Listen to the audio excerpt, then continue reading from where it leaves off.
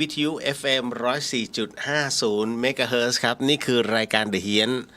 สถานีวิทยุเพื่อการศึกษาพระพุทธศาสนาและวัฒนธรรมนะฮะตอนนี้ออกอากาศอยู่ที่วัดฝายหินนะฮะฐานประจำการตั้งแต่5 ทุ่มจนถึงตี 1คุณผู้ฟังสามารถที่จะรับฟังแล้วก็รับชมได้ผ่านช่อง FM 104.50 เมกะเฮิรตซ์แล้วก็ช่อง YouTube นะฮะช่อง YouTube ก็ไปที่วัดฝายหินเชียงใหม่แต่ถ้าสมมุติว่าจะต้องมามีการพูดคุยกันส่วนตัวเนี่ยครับก็เข้ามาได้ในช่วงของFacebook นะครับพุทธิสิทธิ์รัตนสมบูรณ์แล้วก็เรียวเดอะเฮียนนะครับนะฮะแล้วก็จะมีหลายๆช่องทางนะครับที่เราสามารถพบเจอกันได้นะครับก็รายงานตัวก่อนเพราะเมื่อวานนี้ไม่ได้จัดอันเนื่องมาจากว่าเพิ่งกลับจากดอยแล้วต้องเคลียร์ของทุกอย่างอะไรหลายๆอย่างพอสมควรฮะก่อนอื่นเลยก็ต้องขอกราบขอบพระคุณนะฮะกัลยาณมิตรทุกๆคนแล้วก็รวมไปถึงคุณผู้ฟังทุกท่านเลยนะครับที่เล็งเห็น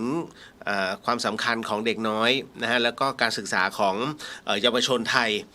วันนี้ต้องบอกก่อนเลยว่าถ้าไม่มีเหล่าผู้ใหญ่ใจดีนะฮะทุกท่านเด็กๆตอนนี้เนี่ยที่บ้านขุนสาในนะก็คงจะยังคงดำเนินชีวิตเหมือนเดิม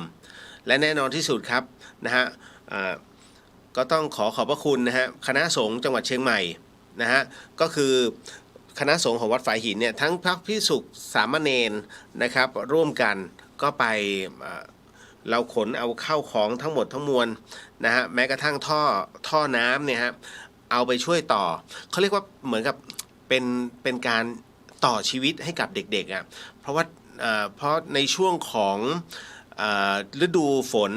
น้ำที่นี่จะเป็นน้ำสีแดงแล้วมันเป็นน้ำโคลนทั้งนั้นเลยฮะครูบอกว่ามันระยะมันประมาณสัก500 เมตรที่เขาต่อจากบนเขาลงมานะฮะแล้วตอนนี้มันเริ่มขุ่นบังเอิญว่าผมเองก็ได้รับความอนุเคราะห์จากมูลนิธิน้ำคือชีวิตจากต้นบุญธรรมสถานชลบุรีแล้วก็ยังรวมไปถึงเหล่าสหธรรมิกทั้งหลายนะพ่อแม่ครูบาอาจารย์ทั้งหลายนะครับที่ท่านก็ร่วมมาตรงนี้ในส่วนของการเครื่องกรองน้ำขนาดเล็กและก็ขนาดใหญ่เราก็เอาตรงนี้ฮะนะเป็นตัวตั้งต้นเพราะว่าเด็กๆที่นั่นต้องบอกว่าถ้าขืนให้ดื่มน้ำแบบนี้ต่อไปนิ่วแน่ๆ100%นะครับก็เลยตัดสินใจว่างั้นก็ตกลงกับน้องๆนะฮะในกลุ่มของ 4x4 ด้วยกันก็ต้องขอบพระคุณเรียกว่าน้องๆนะครับออฟโรดที่เรียกว่าเจียดเวลาคือเขาก็ยังมีภารกิจของเขาอยู่นะฮะผมก็ไปเบียดบังชีวิตครอบครัวเขามา1 คืนนะฮะก็มาร่วมกันนะตรงนี้ไม่ว่าจะเป็นในส่วนของการติดตั้งทั้งเครื่องกรองน้ำทีวีนะฮะที่เหมาะที่ใช้ในการศึกษาไม่ว่าจะเป็นชั่วโมงเขาทีวีดาวเทียมเนาะนะฮะเป็นทีวีดาวเทียมที่ต้องลิงก์แล้วก็รับภาพมาจากตรงนั้นทุกๆชั่วโมงในเรื่องของการเรียนการสอนรวมไปถึงห้องวิทยาศาสตร์นะฮะแล้วก็ขอบพระคุณนะครับสำหรับท่านทั้งหลายที่ร่วมกันนะส่งปัจจัยมาแล้วผมก็เอาปัจจัยของท่านเนี่ยไปซื้อเครื่องคอมพิวเตอร์คือมันต้องบอกอะไรคือคอมพิวเตอร์ของเขาเนี่ยมันเก่ามากแล้วมันใช้ไม่ได้แล้วครูก็เขาเรียกว่าน่าจะมือ4นะเป็นคอมพิวเตอร์มือ4ซึ่งโรงเรียนเขาโละมาให้โรงเรียนที่นี่แล้วพอมัน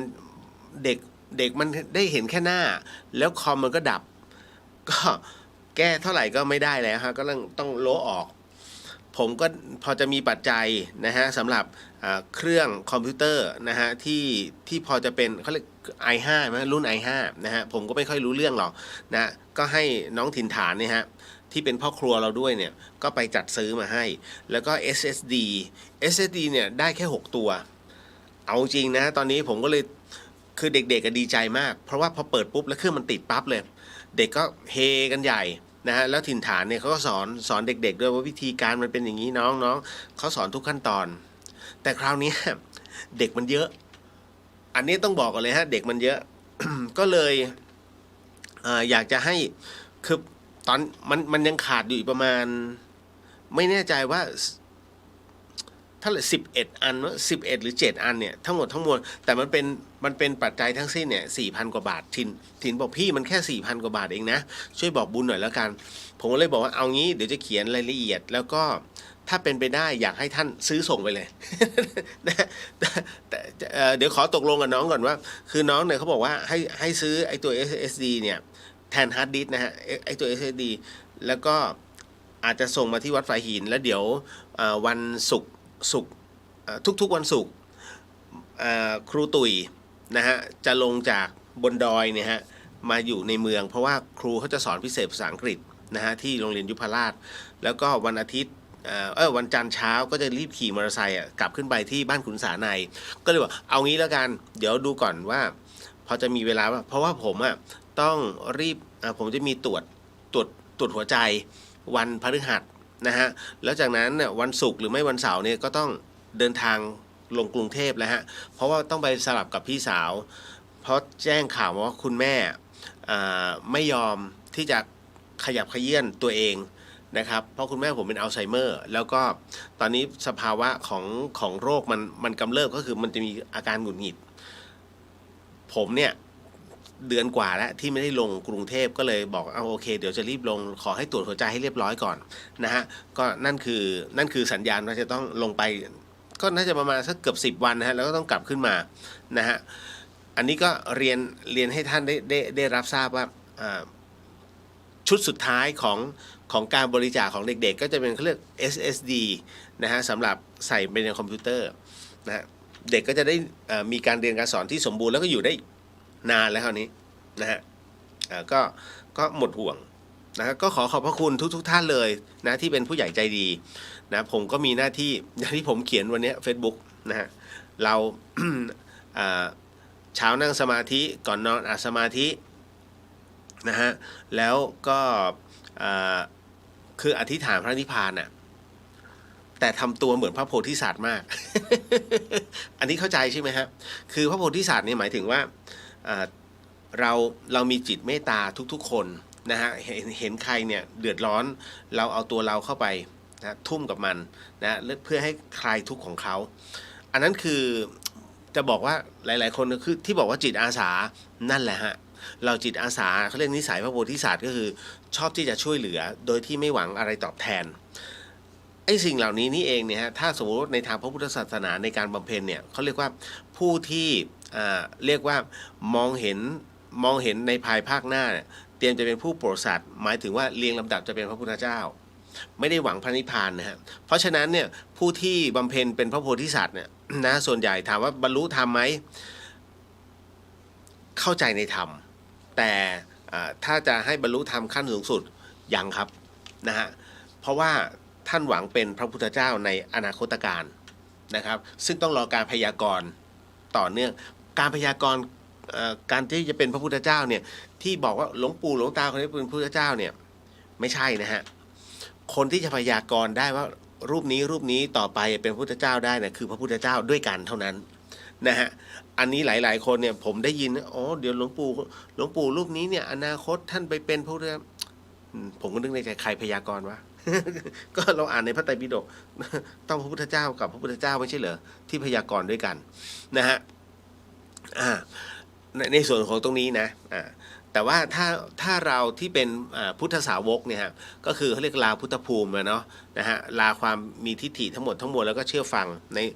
แค่เป็นผู้ที่ปฏิบัติตามคำสอนของพระพุทธเจ้าเนี่ยเราก็ถึงพระนิพพานได้แล้วก็คือหมดสิ้นกิเลสในใจได้เราก็สามารถเป็นได้นะฮะเพียงแต่ว่าอันนี้มันจะดูว่าเอาใครเดือดร้อนมาทำไปเถอะอยากทำไปกูไม่สนใจนั่งปฏิบัติท่าเดียวอันนี้อย่างเนี้ยเขาเรียกว่าเราเอาตัวเราให้รอดพวกที่อันเนี้ยนะฮะอย่างที่เราท่านได้เห็นกัน ก็ต้องบอกเนี่ยเราก็ปฏิบัติแบบนี้ฮะก็มันทนไม่ได้เห็นเด็กๆที่เขาอยู่บนดอยคุณผู้ฟังเชื่อไหมว่าที่นี่มีในอดีตมีเด็กเสียชีวิต1 คนนะฮะก็ด้วยเส้นทางมันค่อนข้างจะลำบากแต่ตอนนี้มันมีการปรับพื้นที่ได้ดีขึ้นนะทุกอย่างก็เลยแต่ถามว่ามันยังลำบากนะฮะก็ วัดฝายหินโดยถิ่นฐานเนี่ยฮะพ่อครัวด้วยนะฮะซ่าขับรถเอารถตู้ขึ้นไป ยังแซวมึงไม่เกรงใจออฟโรดเลย นะฮะก็นำเอาพระเนรขึ้นไปซ่อมนะฮะเกี่ยวกับน้ำบนดอยได้ก็โมทนาสาธุกับทุกท่านอีกครั้งหนึ่งนะครับแล้วก็ในลำดับต่อไปเสาร์อาทิตย์นี้คือที่จังหวัดเชียงใหม่ตอนนี้หลายๆท่านก็รับรู้อยู่เนาะทั้งคุณภาพอากาศแล้วก็อะไรอีกหลายๆอย่างตอนนี้ที่เชียงใหม่เนี่ยระดับขึ้นมันเป็นสีแดงแล้วมันเริ่มมัน100 กว่าแล้วนะฮะ2 วันวันนี้นะครับซึ่งมันเป็นการเผาไหมเขารณรงค์นะฮะไม่ให้มีการเผาแต่มันก็ยังมีบ้างเลยมันจะมีแบบเล็กๆน้อยๆอ่ะแต่ไอ้คำว่าเล็กๆน้อยๆเนี่ยมันไม่ได้เกิดมลพิษมากมายเพราะฉะนั้นจะบอกว่าจังหวัดเชียงใหม่เนี่ยมันเป็นแอ่งกระทะเวลามันมีการเผาเกิดขึ้นเนี่ยส่วนใหญ่มันมาจากอมก๋อยซึ่งอมก๋อยเนี่ยเป็นอำเภอที่เรียกว่ากันดารมากนะฮะแล้วก็กัลยาณิวัฒนาแล้วก็ในส่วนของปายบางส่วนนะฮะซึ่งเราไม่ได้เผาประเทศไทยเนี่ยน้อยมากที่จะเผาณตอนนี้นะเพราะว่ามันเป็นกฎหมายมันหอบเอาของเพื่อนบ้านมาอีกแล้วมันมาแล้วมันมาจุกตรงเชียงใหม่เนี่ยนะฮะมันเป็นแอ่งกระทะนอกจากเชียงใหม่แล้วก็ยังมีบางส่วนของลำปางมันก็เป็นแอ่งเหมือนกันตรงไหนเนี่ยที่มันเป็นเมืองใหญ่แน่นอนนะฮะเมืองใหญ่ไม่อยู่บนดอย มันอยู่ด้านพื้นราบแล้วเป็นแอ่งดังนั้นเนี่ยไอ้ตัวเนี้ยมันค่อนข้างจะหนักพอสมควรก็เลยมีการป้องกันแล้วก็ป้องปรามเพราะว่าบัดนี้มีนักท่องเที่ยวบางกลุ่มนะครับเขาเดินป่านะฮะแล้วป่าช่วงกุมภามีนาเมษามันแห้งสูบบุหรี่กันแล้วก็โยนขี้บุหรี่ไปอันนี้เข้าใจว่าเขาไม่จะมาเผาไฟไม่ใช่แต่ด้วยความเลินเล่อแล้วก็ประมาทจะสังเกตได้ว่าทุกที่อ่ะนะฮะมันจะมีประเภทนี้แหละนะฮะที่สูบบุหรี่แล้วก็โยนภาษาเหนือเรียกขว้างนะฮะสูบแล้วก็ขว้างมันก็ไหม้ต่อนี่แหละเสาร์อาทิตย์นี้ทางบ้านฝายหินนะฮะก็คือเขตสุเทพเนี่ยนะครับก็จะรวมการระดมพลซึ่งผมไม่อยู่ผมลงกรุงเทพนะงานลำบากเลียวไม่ ไม่ใช่ฮะมันได้เวลาต้องลงกรุงเทพนะ วันเสาร์อาทิตย์นี้เนี่ยทางผู้ใหญ่บ้านนะครับก็จะรวบรวมนะจิตอาสาทั้งหมดทั้งมวลเนี่ยเข้าป่าซึ่งตรงนี้ทำหนังสือถึงกรมอุทยานด้วยนะฮะทำหนังสือถึงไฟป่าด้วยทำหนังสือถึงป่าไม้ทำหนังสือหลายที่มากฮะทั้งอำเภอทั้งจังหวัดเพราะว่าถ้าเข้าไปในแนวเส้นทางปกติท่องเที่ยวเนี่ยไม่มีปัญหาแต่ถ้าเข้าป่าตอนนี้ต้องขออนุญาตดังนั้นจึงจำเป็นต้องทำแนวกันไฟป่าฮะสิ่งหนึ่งที่เชียงใหม่ของเราเนี่ยสามารถยับยั้งได้เพราะบางส่วนเราได้ทำแนวกันไฟเอาไว้มันเลยไม่ลามลงมานะฮะ มีแต่แนวกันไฟไม่มีแนวกันน้ำ เพราะว่าฝนตกปุ๊บลงเลยนะฮะ ก็เสาร์อาทิตย์นี้ฮะเสาร์อาทิตย์นี้นะครับแล้วก็แน่นอนยังมีงานต่อไปที่เป็นงานบุญจริงยังไม่อยากบอกบุญของวัดฝายหินนะฮะวันที่14 มีนาคมนะครับก็ขอเมตตานะครับทุกท่านนะที่เป็นแฟนรายการของเดอะเฮียนนะครับแล้วก็เป็นแฟนรายการนะของทางธรรมสถานมหาวิทยาลัยเชียงใหม่วันที่14จะเป็นวันครบรอบวันมรณภาพนะฮะวันที่ละสังขารของพระอาจารย์ภาสกรภูริวัฒโนภาวิไลนะฮะก็เป็นเวลา5 ปี4 ปีเนาะใช่ไหมหลวงพี่ไปเดินทางไกล64 65 66 67 68 4 ปีนะฮะก็เป็นเวลา4 ปีของท่านในการเดินทางไกลนะครับ ก็ขอเชิญนะฮะท่านใดที่มีความประสงค์อยากจะมาร่วมนะฮะทำบุญนะฮะเพื่อณจุดตรงนี้ก็ขอเชิญที่ธรรมสถานมหาวิทยาลัยเชียงใหม่แต่ตอนนี้ผมก็ยังงงอยู่ครับว่าศิษย์พระอาจารย์ภาสกรศิษย์ของพระอาจารย์ภาสกรบางส่วนซึ่งพระอาจารย์ภาสกรในอดีตเนี่ยท่านเป็นวิทยากรเป็นพระวิทยากรของยุพุทธิกะสมาคมนะฮะ ก็มีการแจ้งมาคือแจ้งมาไม่ได้เป็นทางการนะบอกปากเปล่าผ่านมาว่าอย่าลืมนะวันที่14นะครับสิทธิ์ของพระอาจารย์ภาสกรจะทำบุญให้ตุพี่ที่ยุวพุทธ01เป็นศูนย์ใหญ่นะฮะเพชรเกษมผมก็คือรับฟังแต่ผมไม่รู้รายละเอียดแล้วยังไงคือบอกเพื่อให้ผมไปหรือบอกว่าฉันจะจัดนะไม่รู้เรื่องเลยนะฮะก็เลยสงสัยนะครับเพียงแต่ว่าจริงๆวันที่14ก็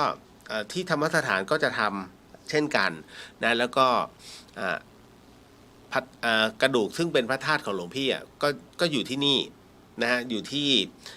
วิหารครูบาอยู่ที่ห้องผมนะฮะก็มีอยู่ด้วยกัน 3-4 จุดนะฮะแค่นั้นนะครับผมก็เลยสงสัยครับว่ายังไง แล้วยังไงไม่มีใครบอกอะไรเลย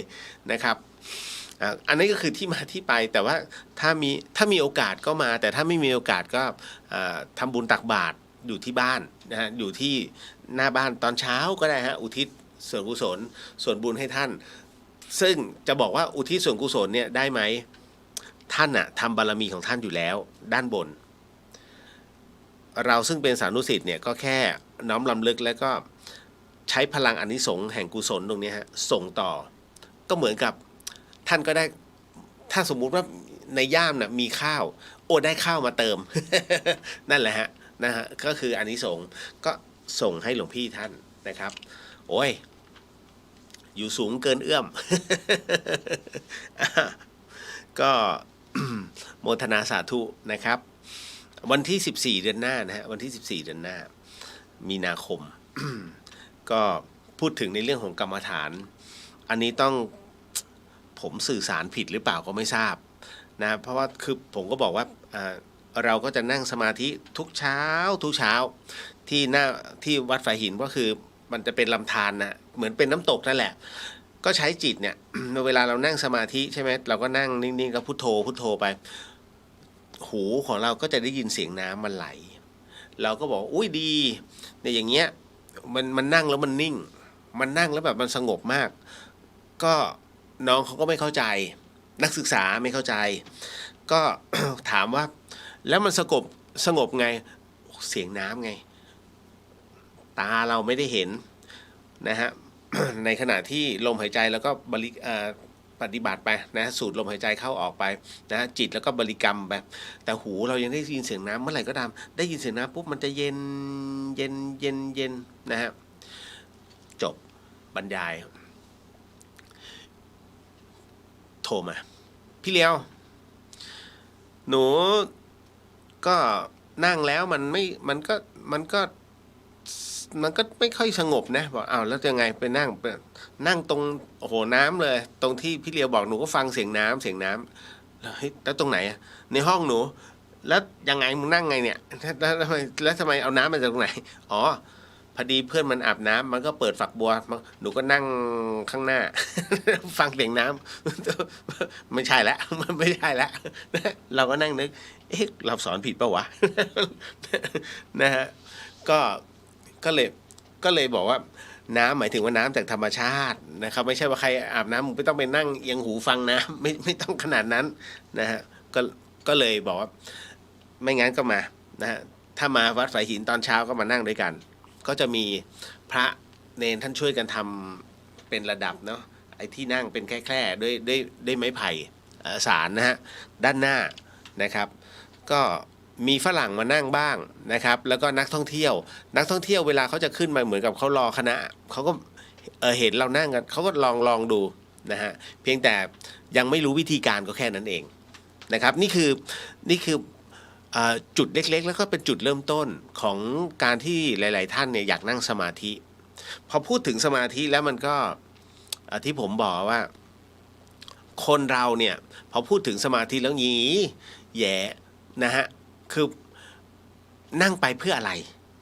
นะฮะนั่งไปแล้วมันเสียเวลานะฮะแค่นั่งหลับตาแล้วจะช่วยอะไรได้ไหม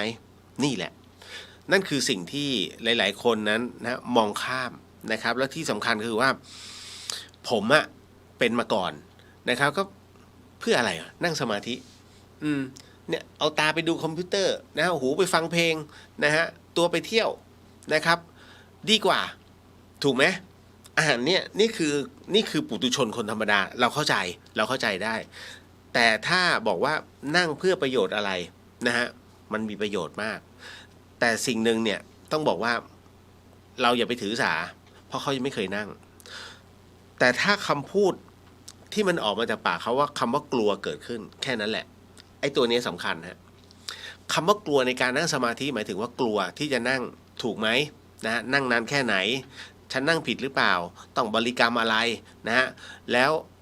นั่งแล้วแหมมันกลัวนั่งผิดว่ะนะครับไอ้ตัวเนี้ยไม่ใช่สาระสำคัญ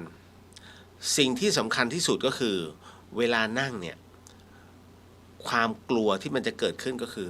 ภาพต่างๆที่ท่านนะฮะได้ทำเอาไว้เรื่องหยุมหยิมเรื่องเล็กน้อยนะฮะข้อผิดพลาดส่วนตัวทั้งเป็นเรื่องที่เปิดเผยแล้วก็ลับหลังนะฮะรวมไปถึงสิ่งที่ต้องการเอาชนะทั้งที่สิ่งนั้นนะรู้ว่าเราผิดแต่กูต้องการเอาชนะนี่ฮะภาพเหล่านี้เมื่อท่านนั่งสมาธิแล้วอยู่ในความเงียบปุ๊บเนี่ยมันจะเป็นภาพที่ปรากฏขึ้นมาในจิตนะในจิตตรงนี้สำคัญมากฮะนะฮะคือถ้าท่านกลัวภาพเหล่านี้นะฮะก็ให้นั่งต่อไปเรื่อยๆแล้วใช้จิตพิจารณาการพิจารณาสิ่งหนึ่งสิ่งใดให้หายไปทีละเรื่องนั้นน่ะถามว่าทำยากหรือว่าง่ายมากน้อยแค่ไหนมันแล้วแต่คนเพราะอะไรฮะก็เพราะว่าสิ่งที่มันหลอกมันหลอนมันคือสิ่งที่อยู่ในเบื้องลึกของจิตและภาพมันจะปรากฏเลยเอาไงดีจะเอาไงดีจะเอาชนะมันอย่างไรแค่นั้นถูกไหมฮะนะฮะเพราะฉะนั้นถ้าท่านชนะมันแต่ละเรื่องได้จิตจะเคลียร์มากและมันจะนิ่งสงบเย็นสบายเบาสบายนะฮะถามว่าสาระมันอยู่ตรงไหนลองดูก่อนแล้วคุณจะเห็นสาระของมันนะครับเพราะว่าผมเองก็ไม่เข้าใจในตอนแรกๆแต่หลังๆมาเข้าใจแล้ว นะฮะถ้าไม่เริ่มตอนนี้ท่านจะเริ่มตอนไหนอย่าคิดว่ามีวันพรุ่งนี้สำหรับทุกคนนะครับเพราะว่าล่าสุดนะครับก็เจอแล้วสำหรับคนที่บอกว่าเดี๋ยวอีก2 วันอีก2 วันนะฮะอยู่ในเรื่องนี้ฮะนัดกันไว้นะฮะว่าเดี๋ยวเพื่อนจะมานอนปรากฏว่าเพื่อนตายเมื่อวานเลยฮะเห็นไหมแล้วโอดครวญถามพี่ผีกลัวอะไรเดี๋ยวจะมีในนี้ฮะนะครับ เพราะว่าสิ่งเหล่านี้ฮะนี่คือสัจธรรมที่มันไม่ยั่งยืนหลายๆท่านเนี่ยฮะพยายามจะบอกว่าโอ้ยเดี๋ยวก่อนมันจะมีหรือเปล่าสำหรับบางคนเนี่ยไม่มีเลยนะฮะแล้วไม่มีโอกาสแก้ตัวเนี่ยเห็นไหมวันนี้เรายังเป็นคนดีอยู่ไม่แน่หรอกว่าวันพรุ่งนี้พอออกไปปุ๊บมีมอเตอร์ไซค์ปาดหน้ามึงนี่โป้งป้างเรียบร้อยใช่ไหมฮะทุกสภาวะมันคือกรรมที่ถูกกำหนดสถานที่แต่ละสถานที่คือสถานที่ที่ตัวกรรมนั้นกำหนดว่าเจ้าต้องตายตรงนี้เวลานี้วันนี้ช่วงนี้เท่านั้นด้วยเหตุนี้อีกต่างหากเห็นไหมฮะเพราะฉะนั้นตัวกรรมทั้งนั้นเลยถามว่าเกิดจากความประมาทหรืออย่างเช่นคนไปปาดหน้าแล้วยิงกันเพราะสามีภรรยานะฮะตบตีนะฮะแล้วก็พลาดนะครับสามียิงภรรยาอะไรอย่างเงี้ยฮะรูปกรรมทั้งหมดมันเป็นตัวกำหนดทั้งหมดเลยนะฮะมีผู้ถามผมว่าแล้วคนที่ตายที่ต่างประเทศล่ะคุณผู้ฟังครับคนเรานั้นเลือกเกิดไม่ได้นะแต่คนเราเลือกที่จะเป็นได้ถูกไหมครับคราวนี้มันก็เหมือนกันการเกิดของคนเราเลือกเกิดไม่ได้แต่สัญญาเก่ามันกลับมาตอนสุดท้ายฮะคนไทยที่เกิดในประเทศไทยแต่ท้ายที่สุดแล้วไปอยู่ในเมืองนอกราชอาณาจักรไทยแล้วไปตายนอกราชอาณาจักรให้ท่านจำไว้เลยว่าอดีตชาติเขาไม่ใช่คนไทยเขาคือคนนอกราชอาณาจักรแต่บังเอิญว่ามาเกิดในช่วงนี้ในช่วงของแผ่นดินไทยเช่นเดียวกันต่างชาติ เขาไปเกิดจากไหนก็แล้วแต่ประเทศของเขาท้ายที่สุดมาเที่ยวเมืองไทยสุดท้ายมาจบชีวิตในประเทศไทยถามว่าแล้วจริงๆแล้วก็คนชาติไหนอดีตชาติเขาคือคนสยามประเทศนั่นเองคุณฟังเชื่อไหมว่าชาวต่างชาติเนี่ยที่อยู่ในประเทศไทยเนี่ยนะฮะส่วนใหญ่แล้วยุโรปนะครับส่วนใหญ่ยุโรปเนี่ย เขาอยู่ที่เนี่ยหลังเกษียณแล้วก็ตายที่นี่นะฮะแล้วก็เผาเขาไม่ได้เผาที่ไหนเลยนะเขาเผาอยู่ที่โรงพยาบาลไม่เอ่ยชื่อแล้วกัน นะฮะเขาจะมีสถานที่เผาของชาวต่างชาติโดยเฉพาะนะฮะแล้วบ้านร้างเนี่ยนะฮะซึ่งเป็นบ้านของเขาเองนะฮะที่ซื้อก็ร้างเนี่ยฮะอยู่เรื่อยๆเยอะแต่มันไปหาซื้อก็ไม่ได้ นะครับเนี่ยมันมีอย่างเงี้ยนะฮะทุกวันนี้ก็เป็นอย่างนี้ฮะนะเพราะฉะนั้นสิ่งที่มันเป็นอยู่นะฮะถึงได้บอกว่าเราไม่รู้หรอกว่าเฮ้ยท้ายที่สุดแล้วเนี่ยเราอยู่ตรงไหนเราจะตายเมื่อไหร่ตัวกรรมเท่านั้นเป็นตัวกำหนดทุกวันนี้เราแค่เล่นละครชีวิตฮะชีวิตใครชีวิตมันเราบอกว่าชีวิตฉันเนี่ยแย่ที่สุดแล้วไม่จริงฮะคนนั้นเนี่ยนะฮะคนที่พูดแบบเนี้ยเขาก็มีชีวิตเป็นของเขามีกรรมเป็นของตัวเองคนทุกคนเขามีกรรมเป็นของตัวเองฮะละครชีวิตแต่ละคนไม่เหมือนกันสักคน70 ล้านคนละครชีวิตต่างกันหมดเลยเป็นไปได้ไหมนะฮะเป็นไปได้และเป็นไปแล้วด้วยนี่คือสิ่งที่มันเกิดขึ้นในโลกปัจจุบันแล้วเราล่ะทำอะไรสายไปหรือยังฮะอันนี้ตอบไม่ได้เนาะน้องๆเองก็เช่นกันนะครับนะฮะ เราอย่าเอาวิวัฒนาการเป็นที่ตั้งแต่ให้ย้อนกลับไปว่าวันนี้ถ้าน้องถูกปิดมือถือถ้าน้องถูกปิดคอมพิวเตอร์อยู่ได้ไหมเด็กจะบอกว่าอยู่ไม่ได้ฉันต้องเล่นเกมไม่ใช่ชีวิตฮะน้องเกมไม่ใช่ชีวิตนะอากาศอาหาร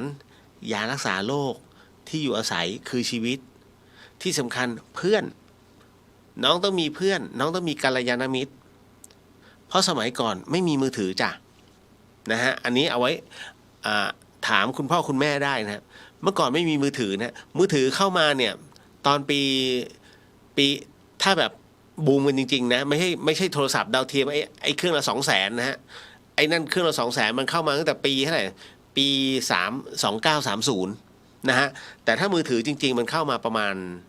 มาณปี33 34ประมาณนี้ฮะมันเริ่มเข้ามาโดยโนเกียนะครับนี่แหละมันก็เป็นอย่างเงี้ยฮะมันเพิ่งเข้ามาเมื่อไม่กี่สิบปีนะครับเพราะฉะนั้นคนที่อายุ40ไปแล้วเนี่ยนะครับผู้เหล่านี้จะไม่ค่อยได้เรื่องมือถือว่าเบมากแต่ถ้าสมมุติว่าน้องที่เข้ามาเนี่ยที่เกิดหลังปี30มาแล้วนะครับอันเนี้ยจะอยู่กับมือถือมาตลอดเนี่ยฮะน้องจะรู้ว่าเฮ้ยจริงๆเราอยู่แบบไม่มีมือถือก็ได้แต่ต้องอยู่ให้ได้นะพี่เดียวอยากจะบอกฮะว่าใครที่ติดเกมแล้วชอบหลบคุณแม่เอาอะไรนะผ้าห่มมาคลุมโปงแล้วก็เอามือถือเนี่ยมาจ่อกลางคืนเตรียมตัวได้เลยนะฮะที่โรงพยาบาลสวนดอก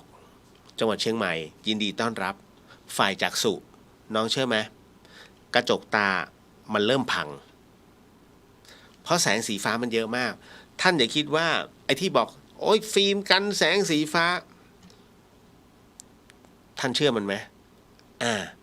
แล้วถ้ามันกันได้มันขายน้องเท่าไหร่นะฮะไอ้ของจริงเนี่ย1,000 อัพนะไอ้ที่เป็นฟิล์มอะไอ้ที่ตามร้านต่างๆที่บอกกันไม่ได้ฮะเด็กรอฉีดดวงตาเนี่ยฮะวันละ50-70 คนแบบอะไรนะขออภัยเนี่ยแบบขึ้นมาอย่างเงี้ยจึ๊กแล้วก็อ้าวเฮิร์ตแล้วก็ปักจึ๊กโอ้โหคุณเอ้ยพี่เดียวไม่ได้ขู่นะฮะไปดูได้นะครับถ้าน้องยังปิดไฟแล้วเล่นมือถือเตรียมตัว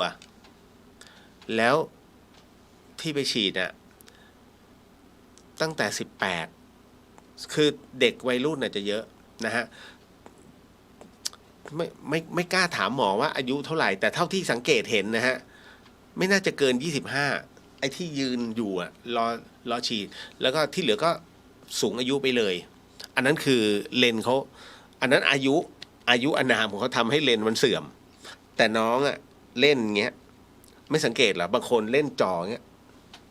แสงมันยิงเต็มที่ฮะเตรียมตัวเนาะอีกเรื่องหนึ่งที่อยากจะฝากคุณผู้ฟังครับนะฮะก็เป็นเรื่องของการเสียสละขอโมทนาสาธุกับทุกอวัยวะของผู้สูญเสียนะครับที่เป็นผู้ป่วยสมองตายนะครับแล้วก็ได้ทำการบริจาคอวัยวะนะฮะคือท่านเป็นผู้หลุดพ้นฮะผมต้องบอกอย่างนี้นะฮะว่าผู้ที่บริจาคอวัยวะนะฮะของร่างกายสำหรับผู้ที่สมองตายนะฮะที่เป็นผู้หลุดพ้นนั้นคือท่านเป็นผู้หลุดพ้นจากความเชื่อที่เขาเรียกเชื่อเดิมๆอ่ะเป็นความเชื่อที่ไร้ข้อพิสูจน์นะฮะแล้วก็ไม่มีกล่าวในพระไตรปิฎกเลยฮะนะฮะว่าถ้าเอาดวงตาฉันไปนะฮะชาติหน้าฉันจะตาบอดถ้าเอาหัวใจฉันไปนะชาติหน้าฉันจะไม่มีหัวใจนะฮะมึงตายเนี่ยอยู่ในท้องแล้วนะฮะเพราะฉะนั้นเนี่ยคือไม่ว่าจะเป็นหัวใจม้ามไตตับจริงๆตับมันงอกได้แต่ไม่เป็นไรฮะก็คือตับคือการบริจาคเนี่ยไม่ว่าจะเป็นดวงตาหรือแม้กระทั่งเลือดนะครับบริจาคได้เลยอันนี้ขอโมทนาสาธุท่านเป็นผู้หลุดพ้นและเป็นผู้ที่ก้าวข้ามผ่านไปแล้วนะฮะในเรื่องของการสูญเสียอวัยวะหรือว่าบริจาคอวัยวะให้กับผู้ที่เขารอคอยส่วนคนที่ยังจริงผู้ที่ป่วยเนี่ยผู้ที่เสียสละเขาข้ามผ่านแต่คนที่ไม่ข้ามผ่านนะคือใครรู้ไหมญาติไอ้คนข้างๆเนี่ยอย่าเอาไปนะเดี๋ยวผมจะบอกให้ว่าคุณพ่อครับคุณแม่ครับถ้าท่านอยากจะพบลูกของท่านจงให้อวัยวะเขาเถอะนะฮะอันนี้หมายถึงว่าสำหรับผู้ที่จะต้องการบริจาคอวัยวะนะฮะเพราะอะไรรู้ไหมก็เพราะว่าจำได้ไหมฮะที่มีดูในข่าวทางข่าวต่างประเทศที่มีครอบครัวหนึ่งเขาบริจาคหัวใจฮะให้กับชาวแอฟริกาและปรากฏว่าคนแอฟริกานั้นพอกลับมาที่ประเทศของเขาเนี่ยนะฮะวันหนึ่งผู้ชายคนนี้ซึ่งเป็นบิดาครับเป็นพ่อของคนที่บริจาคเนี่ยคิดถึงลูกครับเขาบินจากอเมริกาข้ามมาที่แอฟริกาเพื่อมาหาคนเนี้ยแล้วพอมาถึงปุ๊บสิ่งแรกที่เขาทำเขาบอกเลยเขาขอฟังเสียงหัวใจหน่อยได้ไหมแล้วก็เขาก็อนุญาตเอาหูไปแนบเขาบอกว่าเนี่ยเขากำลังได้ฟังเสียงหัวใจลูกของเขาพอผมเล่าเรื่องนี้ให้ฟังแล้วเนี่ยท่านมีความรู้สึกไงฮะถ้าท่านไม่อยากให้ผู้ที่ตายตรงนั้นเนี่ยตายฟรีนะฮะคือเผาไปแล้วจบกันมันหาอะไรไม่เจอแล้วมันช่วยใครไม่ได้แล้วเพราะว่าโดนเผาไปหมดแล้วก็เสร็จแล้วกันอีก2 วันมีตลกมาเล่นมีแก๊งนั้นแก๊งนี้มาให้สนุกสนานท่านลืมไปแล้วฮะว่าลูกเคยตายแต่ถ้าท่านเนี่ยนะฮะยอมที่จะทั้งหมดทั้งมวลเนี่ยให้บริจาคไปเนี่ยท่านยังมีโอกาสเจอกันอีกเจอกันทุกคนที่เขารับอวัยวะกันไปเพราะฉะนั้นเนี่ยสิ่งที่ผมกำลังจะพูดก็คือว่านะครับลองคิดดูแล้วกันนะในเรื่องของบริจาคร่างนะครับเพื่อให้เป็นอาจารย์ใหญ่นะก็ดีอันนี้เพื่อการศึกษาแล้วก็เป็นการผลิตแพทย์นะฮะทั้งหมดทั้งมวลเนี่ยที่จะต้องศึกษาเนี่ยให้มีคุณภาพมากขึ้นนะครับ2นะบริจาคอวัยวะไม่ว่าจะเป็นอะไรก็แล้วแต่นะฮะท่านได้ทำประโยชน์แล้วก็ต่อบุญไปเรื่อยๆ3ในเรื่องของการบริจาคเลือดนะครับเพราะว่าทั้งหมดทั้งมวลเนี่ยมันมีประโยชน์กับคนอีกหลายๆคน ผมเองเนี่ยตอนแรกก็กลัวแต่พอมาคิดจะกลัวทำไมอยากจะบริจาคแต่บริจาคไม่ได้เพราะว่าผม กินแอสไพรินนะฮะเพราะเป็นโรคหัวใจหมดสิทธิ์ใครที่กินแอสไพรินใครที่เป็นโรคความดันสูงหมดสิทธิ์นะในเรื่องของการบริจาคเลือดนะฮะอันนี้ก็เลยต้องแจ้งไว้ก่อนใครที่เป็นบุคคลที่มีเลือดกรุ๊ปพิเศษควรจะบริจาคไว้เป็นในธนาคารเลือดเยอะๆเพราะไม่แน่หรอวันหนึ่งเราอาจจะต้องใช้เลือดเราหรือคนอีกหลายๆคนต้องมาใช้นะฮะแล้วมันไม่มีไงนะก็ไปที่สภากาชาดเนาะนะจังหวัดเชียงใหม่นี่รู้สึกจะมีที่เดียวคือที่อื่นผมไม่แน่ใจคือเขาไม่รับอ่ะผมก็งงๆอะไรคนจะบริจาค นะฮะก็อันนี้ก็เลยขอบอกนะแต่ท่านใดที่จะเอาเข็มคำว่าเข็มในที่นี้หมายถึงว่าเวลาเราบริจาคของสภากาชาดเนี่ยนะฮะก็ให้บริจาคของสภากาชาดเลยของเชียงใหม่เนี่ยถ้าใครบริจาคสวนดอกก็คือของสวนดอกนะไม่เกี่ยวกับสภากาชาดนะคุณจะเอามารวมกันไม่ได้เขาไม่รวมกันงงหนักอีก แต่ก็ไม่เป็นไรนะฮะอันนี้แจ้งทราบทั้งหมดทั้งมวลเป็นอานิสงส์นะเป็นพลานิสงส์อันยิ่งใหญ่เพราะมันต่อชีวิตบุญต่อบุญเลือดต่อเลือดเนื้อต่อเนื้อนี่ฮะอโมทนาสาธุไว้ล่วงหน้ากันเนาะเอาละเดี๋ยวขออนุญาตทักทายก่อนเนาะเอาละฮะสวัสดีทุกท่านคุณอริยาพรน้องกราบโมทนาสาธุค่ะโมทนาสาธุครับนะฮะแล้วก็คือต้องบอกว่าทุกสิ่งที่เราไปทุกสิ่งที่เราทำทั้งหมดทั้งมวลนั้นเนี่ยนะฮะก็เพื่อส่วนรวมนะครับส่วนตัวก็อยาก แต่มันเหนื่อย เนาะต่อมาขออนุญาตทักทายก่อนเนาะอ้นเที่ยวได้ไม่เบื่อสวัสดีครับสวัสดีฮะนะครับแล้วก็มาถึงต่อดีครับอาเรียสวัสดีครับคุณจินชาสวัสดีค่ะคุณเรียงโมทนาสาธุสุจิตสุใจนะกับทุกๆบุญโครงการอิ่มบุญอุ่นใจน้องนะคะผมก็ดีใจฮะ18 ปีก็ไม่น่าเชื่อนะหลังจากที่ท่านเชื่อไหมว่าที่เนี่ยสบายที่สุดนะฮะในการที่ทำอิ่มบุญนะฮะจริงไม่นับปีที่แล้วเพราะปีที่แล้วผมเป็นพระ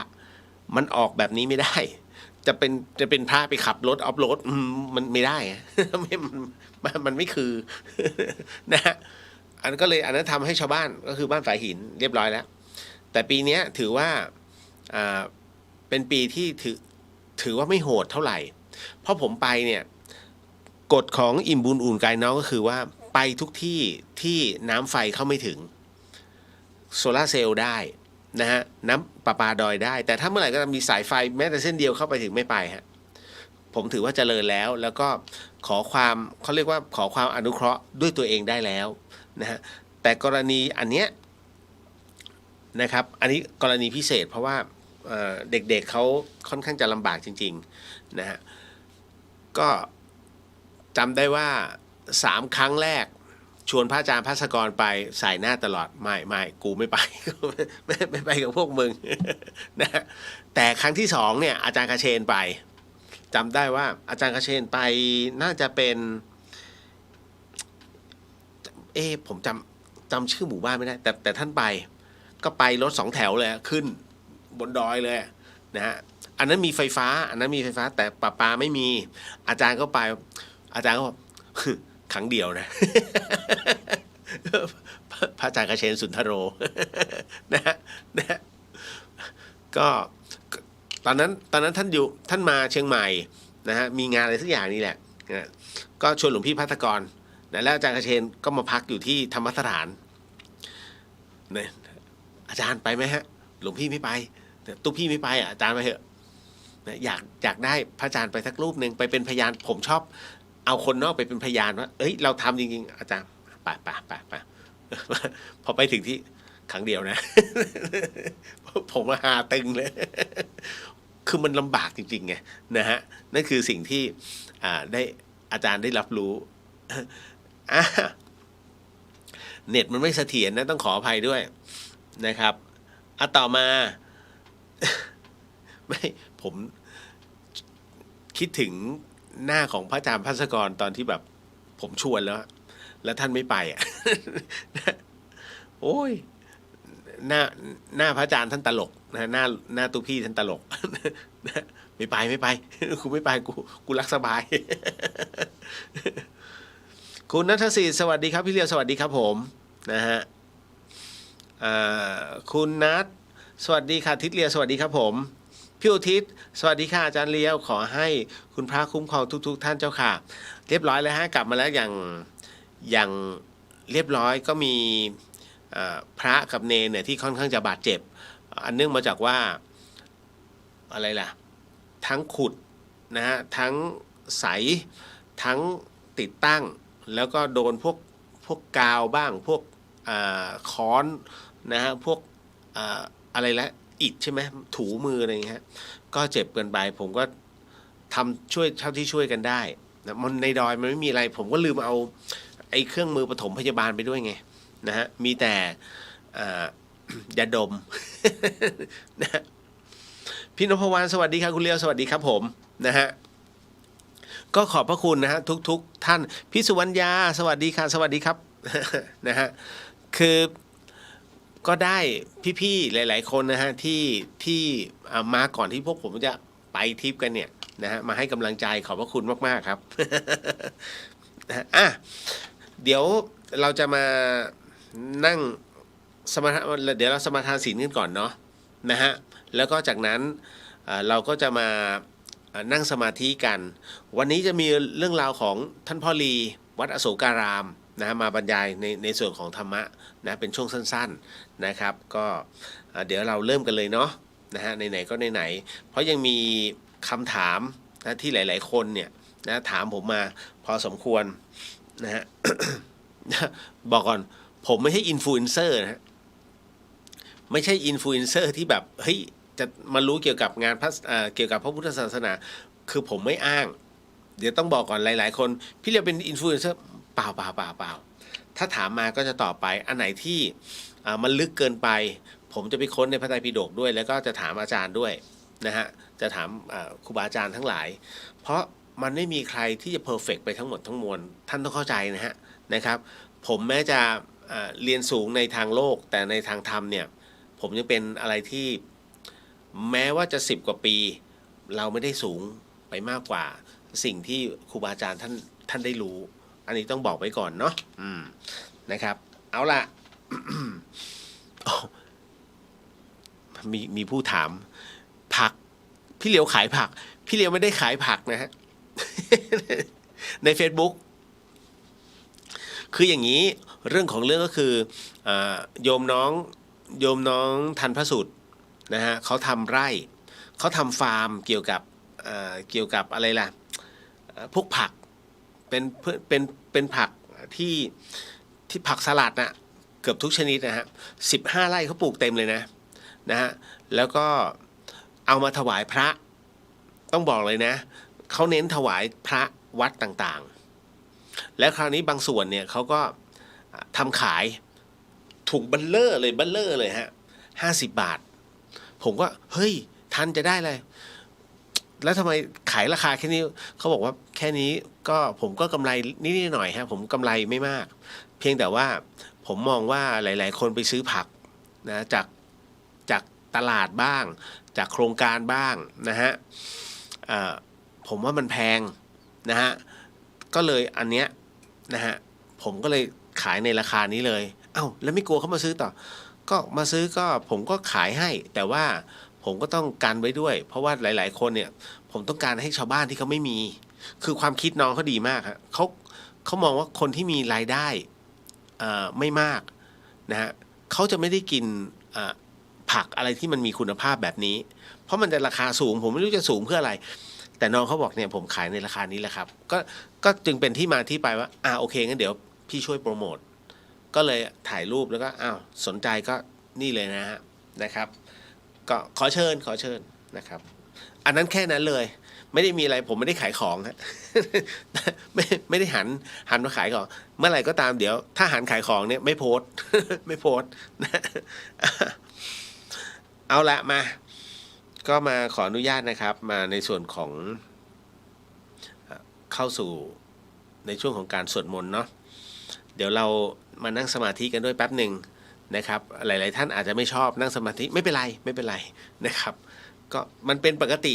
ของบุคคลฮะไม่ได้บังคับเรื่องของการทำสมาธินะครับแล้วก็อาจจะไม่ถูกจริตก็ไม่ได้ว่าอะไรฮะเพราะว่าตรงนี้เรื่องราวเหล่านี้มันบังคับกันไม่ได้แต่เรื่องราวของตามเหตุปัจจัยทั้งหมดทั้งมวลถึงเวลาแล้วท่านจะอยากจะได้ยินคำว่าสมาธิมากๆเมื่อถึงเวลานั้นแค่นั้นฮะขออนุญาตนะครับสาธุขอเป็นตัวแทนนะคุณผู้ฟังทางบ้านเดี๋ยวเราตอนนี้เรามานั่งสมาธิด้วยกันเดี๋ยวผมขออนุญาตขึ้นบทสวดก่อนนะนิดนึงนะเพราะให้เท้าทั้ง4ทิศช่วยดูแลเรานิดหนึ่งสาธุนะครับน้อมจิตตามเด้อนะโมตัสสะภะคะวะโตอะระหะโตสัมมาสัมพุทธัสสะนะโมตัสสะภะคะวะโตอะระหะโตสัมมาสัมพุทธัสสะนะโมตัสสะภะคะวะโตอะระหะโตสัมมาสัมพุทธัสสะปุริมันจติสังราชาทัตโทปัสสะสติคัตถพานังอธิปติมหาราชายสัสสิโสปุตตปิตัสสะภะโวธัมมานา มหาพลายทิมันโตชุติมันโตวันวันโตยสัทธิโนโมธัมมานาทังสุทาคินันจติสังราชาวิรุณโหตาปัสสะสติกุพัฏฐานังอธิปติมหาราชายสัสสิโสปุตตปิตัสสะภะโวธัมมานามหาพลายทิมันโตชุติมันโตวันวันโตยสัทธิโนโมธัมมานาทังสุปัจฉิมันจติสังราชาวิรูปัคโคปัสสะสตินาคานังอธิปติมหาราชายสัสสิโสปุตตปิตัสสะภะโวธัมมานามหาพลายทิมันโตชุติมันโตวันวันโตยสัทธิโนโมธัมมานาทังสุโอตารัญจติสังราชากุเวโรปตาปัสสะสติยาคานังอธิปติมหาราชายสัสสิโสปุตตปิตัสสะภะโวธัมมานามหาพลายทิมันโตชุติมันโตวันวันโตยสัทธิโนโมธัมมานาทังสุปุริมาทิสาทาตารัตโททาคิเนนาวิรุหโกปัจฉิเมนาวิรุปโคกุเวโรตรังทิสังจตารโรเตมหาราชาจสมันตาจตุโรทิสาทานทัลมานาทังสุสักเคกาเมจรูเปกิริสิขรตเตจันตริเควิมาเนทีเปรเทจคาเมตรุวนาคาเนเคหาวัตุมหิเคเตภุมมาจยันตุเทวาชลทลวิสเมยคคันทัพพนาคาติทันตาสันติเกยังมุนิวรวจนังสาทโวเมสุนันตุธรรมะสวนการโรอายัมพัทันตาธรรมะสวนการโรอายัมพัทันตาธรรมะสวนการโรอายัมพัทันตาต่อไปก็ขอให้ทุกท่านนะฮะว่าข้อสมทานศีลตามพี่เลียวนะครับ พุทโธธัมโมสังโฆศีลข้อ1ไม่ฆ่าสัตว์ศีลข้อ2ไม่ลักทรัพย์ศีลข้อ3ไม่ประพฤติผิดในกามศีลข้อ4ไม่พูดเท็จศีลข้อ5ไม่ดื่มสุราและของมึนเมาบัดนี้ข้าพเจ้าตั้งใจรักษาศีลแล้วบัดนี้ข้าพเจ้าคือผู้มีศีลข้าพเจ้าผู้มีศีลละอายต่อการทำความชั่วกลัวต่อผลของบาปกรรมข้าพเจ้าผู้มีศีลมีฮิริโอตปะมีกายเป็นมนุษย์มีใจเป็นเทวดาเป็นมนุษย์เทโวผู้เข้าถึงความเป็นสหายกับเหล่าเทวดาทั้งหลายณบัดนี้ข้าพเจ้าทั้งหลายขออดโทษลดกรรมที่ข้าพเจ้าได้ประมาทพลาดพลั้งในช่วงวันนี้ลงในฉับพลันและขอให้กรรมดีที่ข้าพเจ้าหรือเหล่ากัลยาณมิตรได้ทำไว้นั้นขอจงมาแทรกส่งผลบุญนี้ให้ข้าพเจ้า ได้มีความสุขและประสบผลสำเร็จตลอดไปเทินสาธุสาธุสาธุอนุโมทามิต่อไปนะครับก็เดี๋ยวให้ว่าตามบทขึ้นกรรมฐานนะฮะ อิมังวิปัสสนากรรมฐานังปูเชมิทุติยัมปิอิมังวิปัสสนากรรมฐานังปูเชมิตาติยัมปิอิมังวิปัสสนากรรมฐานังปูเชมิต่อไปนะครับก็เป็นการนั่งสมาธิก็ เรานั่งสบายๆเนาะมือขวาทับมือซ้ายนะครับจะนิ้วโป้งจะประสานกันหรือว่าเอานิ้วโป้งชนกันก็ได้นะนั่งให้ไหล่ตรงเนาะไม่นั่งหลังค่อมเนาะนะฮะแบะเรียกว่าแบะหัวไหล่ออกไปเขาเรียกอกผายไหล่พึงอะนะฮะคอตั้งตรงนะสูดหายใจเข้าไปลึกๆนะฮะให้เต็มปอดนะให้รู้ว่าเราสูดหายใจเข้าแล้วก็ให้มันลึกเข้าไปนะให้ถึงสะดือเลยนะครับเสร็จปุ๊บก็ค่อยๆผ่อนหายใจออกมายาวๆเอาจิตหรือว่าสติของเราเนี่ยตามลมหายใจให้ได้นะฮะ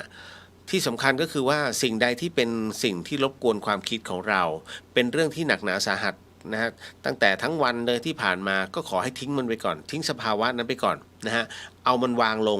นะอย่าแบกไว้นะครับและอะไรก็ตามที่เป็นความคิดที่ต้องเดินทางต่อไปนะต้องคิดต่อไปเราก็หยุดมันก่อนอย่าเพิ่งวางมันไว้นะฮะให้อยู่กับตรงนี้ให้อยู่กับปัจจุบันนะครับเพราะฉะนั้นนี่ก็เลยอยากให้ทุกท่านนั้นให้คงความอยู่กับปัจจุบันนั่นเองเรื่องของเรื่องนั้นก็มีแค่เท่านี้แหละนะฮะเพราะฉะนั้นตอนนี้นะขอให้ทุกท่านนั้นนั่งประสานมือให้เรียบร้อยเนาะค่อยๆจัดร่างกายให้ดีแล้วก็หลับตาลงค่อยๆหลับตาค่อยๆหลับตานะฮะเราก็จะนั่งสมาธิกันหายใจเข้าลึกๆนะใครจะบริกรรมก็ได้พูดโธนะพุทโธนะจะพุทโธธัมโมสังโฆได้หมดนะเนื่องจากว่าในส่วนของตรงนี้สถานีวิทยุ FM 104.50 เมกะเฮิรตซ์จังหวัดเชียงใหม่วัดฝายหินพี่เลียวเองเนี่ยฮะก็ต้องขอโอกาสตรงนี้นะเพื่อไม่ให้สถานีนั้นนะเงียบจนเกินไปเพราะว่าเรานั่งสมาธิไอคนที่เขาขับรถมาเนี่ยเขาก็งงอ้าวสถานีนี้ทำไมมันเงียบวะ เพราะฉะนั้นก็ขออนุญาตบรรยายทำไปด้วยโดยธรรมะบรรยายในวันนี้ก็คงจะอาจจะไปแสลงใจใครบางคนแต่ก็ขอให้รู้ว่านี่คือสิ่งที่ท่านพ่อลีนั้นนะได้กล่าวไว้เป็นเรื่องของหวยนายกวงตั้งศรีงามสง่าเป็นลูกศิษย์ท่านพ่อลีเคยเล่าให้พระอาจารย์ฟังว่ามีโยมผู้หญิงคนหนึ่งไปขอหวยจากท่านพ่อลีท่านก็เอากระดาษเขียนเลยแล้วก็ม้วนกลมๆโยนให้เธอรับแล้วก็เอาไปด้วยความดีใจรีบกราบลาท่านออกไปทันทีในกวงลูกศิษย์ท่านพ่อลีเห็นดังนั้นก็รีบลุกขึ้นวิ่งตามเพื่อจะไปขอดูหวยเพราะปกตินั้นไม่เคยเห็นท่านพ่อลีทำเช่นนี้กับใครในขณะที่ในกวงกำลังจะลุกวิ่งตามผู้หญิงคนนั้นท่านพ่อลีถามว่ากวงมึงจะไปไหนจะไปเอาเบอร์จากยายคนนั้นขอรับท่านพ่อลีก็ห้ามบอกว่าอย่าไปเอาเป็นอันขาดแล้วท่านพ่อลีก็อธิบายต่อไปว่ากวงกูจะบอกให้มึงฟังโยมผู้หญิงคนนั้นน่ะเธอหมดอายุไขแล้วนอกจากเธอจะหมดอายุไขแล้วยังยากจนมากด้วยเราพิจารณาเห็นแล้วสงสารเราจึงสงเคราะห์เขาเมื่อเขาถูกเบอร์ถูกหวยแล้วเขาก็จะตายเงินที่ถูกหวยนั่นแหละจะเป็นเงินทำศพของเขาเอง และลูกหลานของเขาจะได้ไม่ต้องลำบาก หลังจากหวยออกแล้วปรากฏว่าลูกชายของหญิงคนนั้นก็เข้ามาหาท่านพ่อหลีที่วัดกราบเรียนท่านว่าท่านพ่อแม่ผมถูกหวยหลายหมื่นบาทและแม่ก็เสียชีวิตแล้วขอรับท่านพ่อหลีตอบว่ามึงเอาเงินนั้นไปทำชาปนกิจให้แม่มึงนะนี่เองคือเมตตาธรรมที่ท่านพ่อหลีมีให้เสมอสำหรับมนุษย์ทุกเพศทุกวัยเมื่อใครเข้ามาในช่วงของเครือข่ายแห่งญาณที่ท่านพอจะช่วยได้ท่านจะไม่ปล่อยผ่านเลยในกวงเห็นท่านพ่อหลีบอกหวยหญิงคนนั้นถูกก็มั่นใจตนเองเป็นนักหนาว่า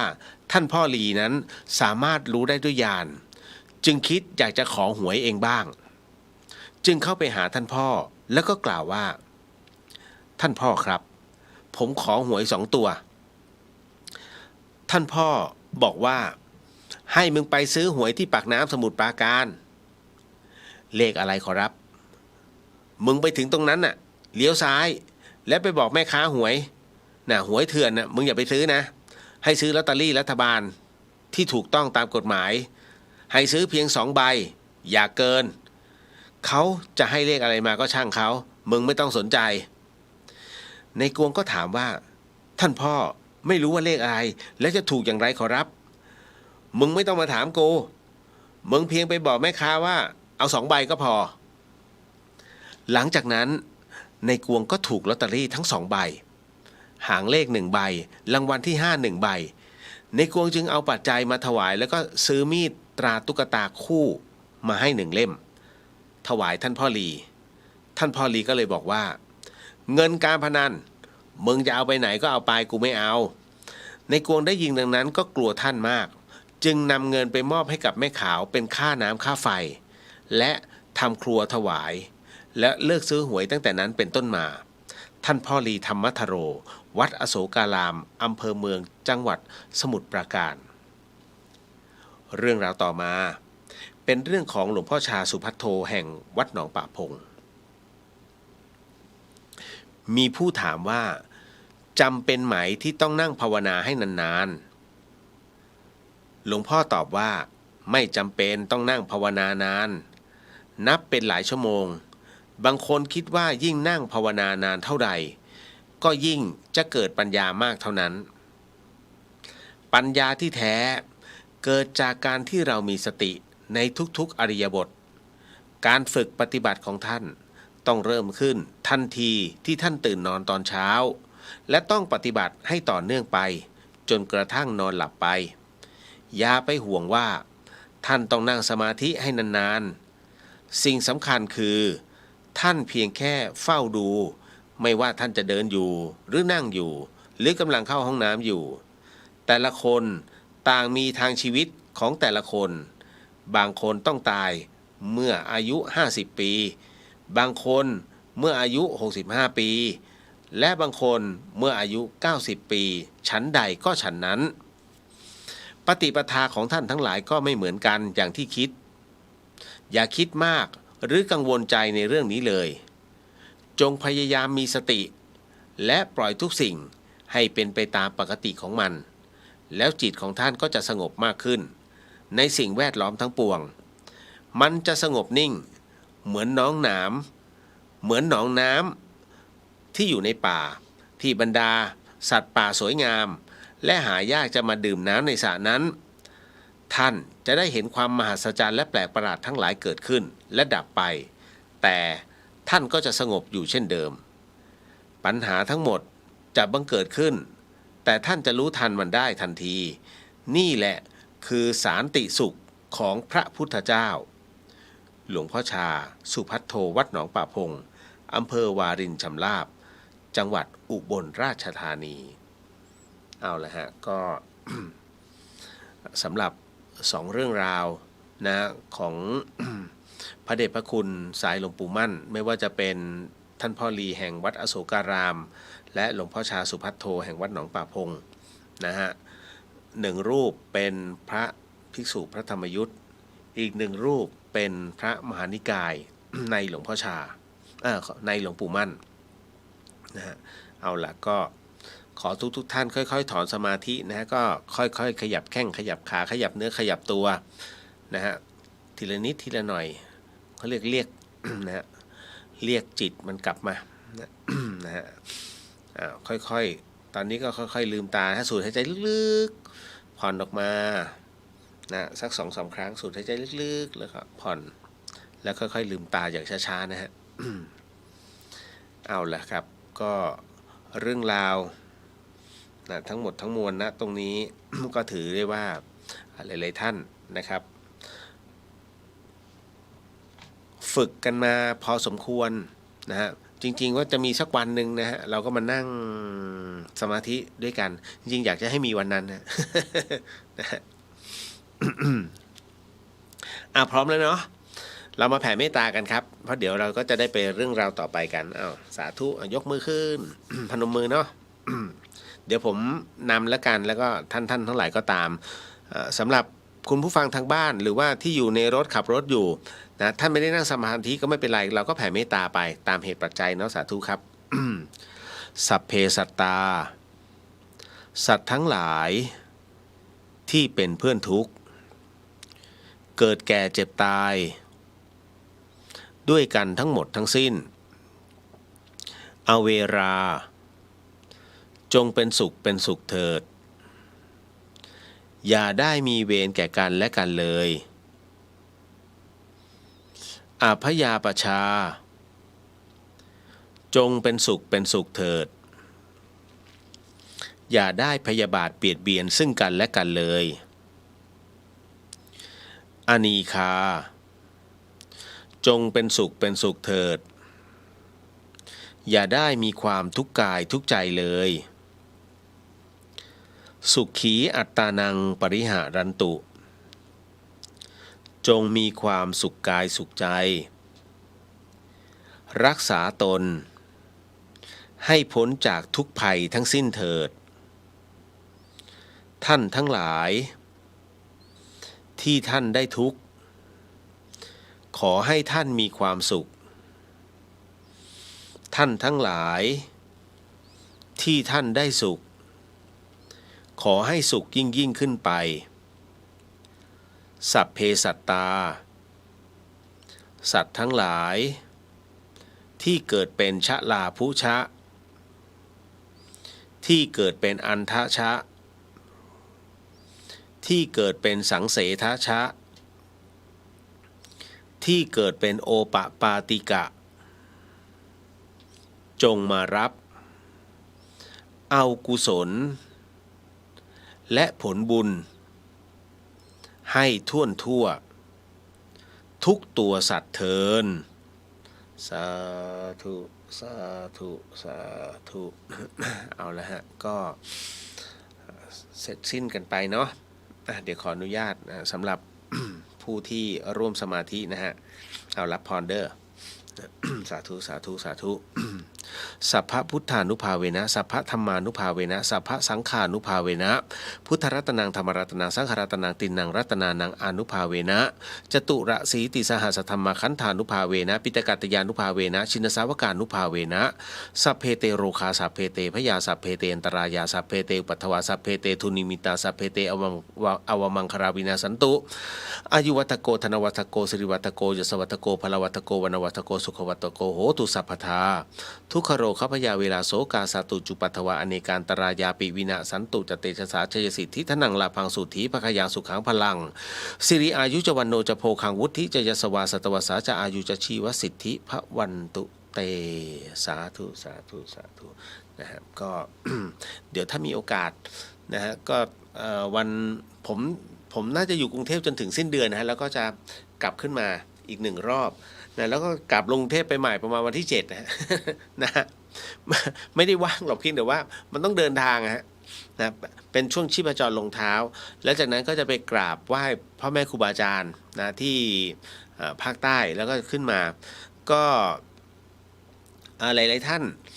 จริงๆผมอยากจะเซอร์เวย์ว่าท่านใดที่อยากจะไปร่วมทริปกับผมนะฮะก็คือจะพาหลายๆท่านไปกราบไหว้พ่อแม่ครูบาอาจารย์นะฮะก็เกี่ยวทั่วประเทศไทยแหละแต่ว่าเพียงแต่ว่า ขอจัดเป็นทิปไปก่อน เพราะตอนนี้หลวงปู่หลวงตาแต่ละรูปนี่นะฮะท่านก็จะบอกว่า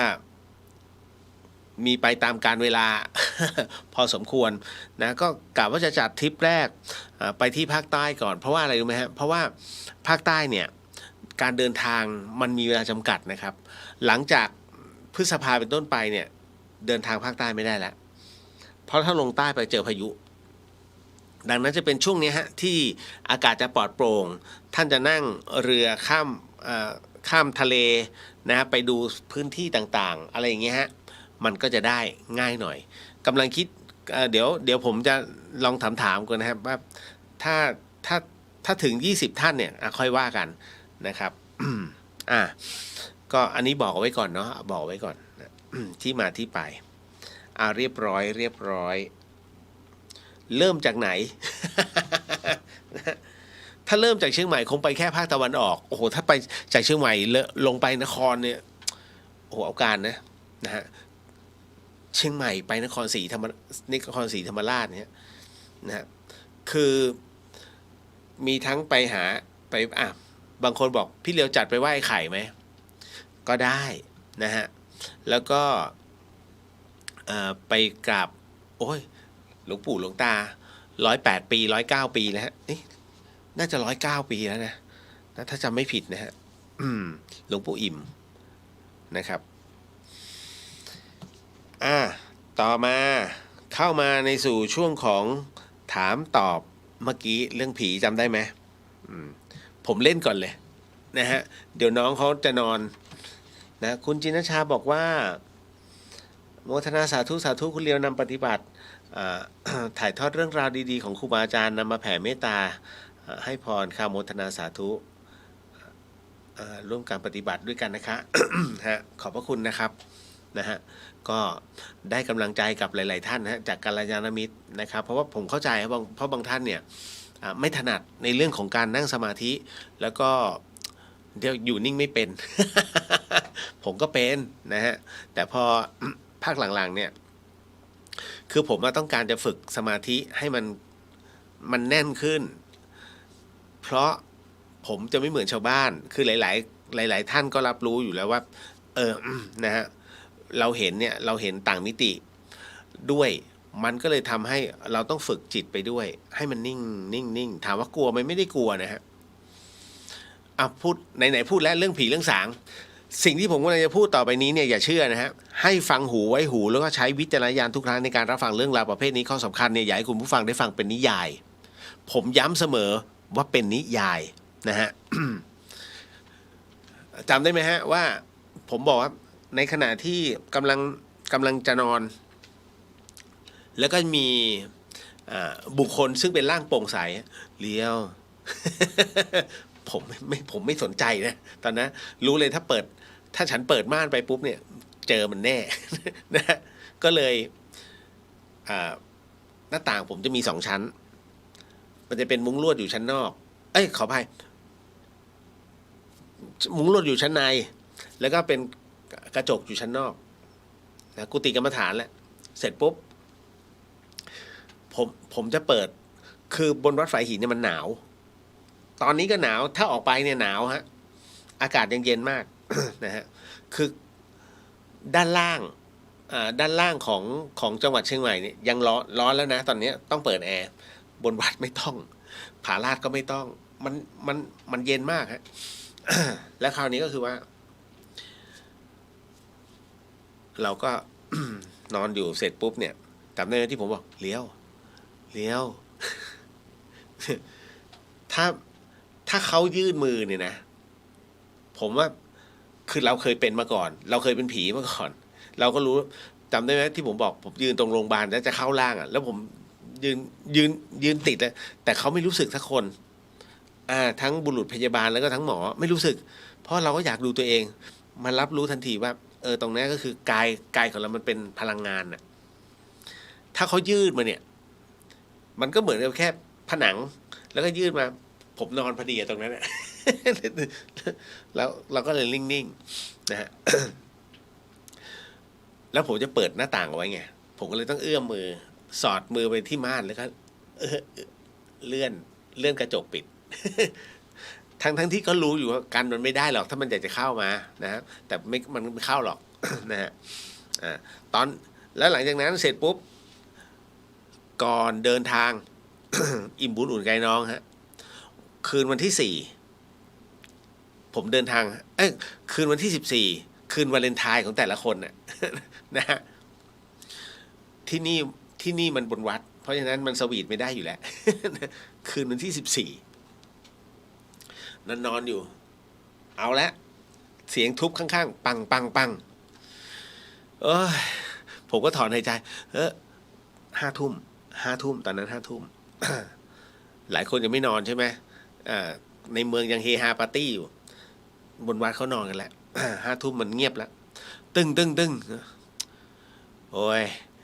คนจะนอนพรุ่งนี้เดินทาง สักพักเสียงขูดเนี่ยเสียงแบบเหมือนเอาเหล็กเหมือนเอาเหล็กเนี่ย มาเดินขีดรอบกุฏิกนะครับแล้วมันวนอยู่นะหลายรอบเลยนะถามว่ารอบเลยไหมมันก็คงไม่ใช่มันมาแค่เฉพาะข้างผมน่าจะแบบไปกลับคือเพราะมันรู้มันนอนแถบนั้น นะ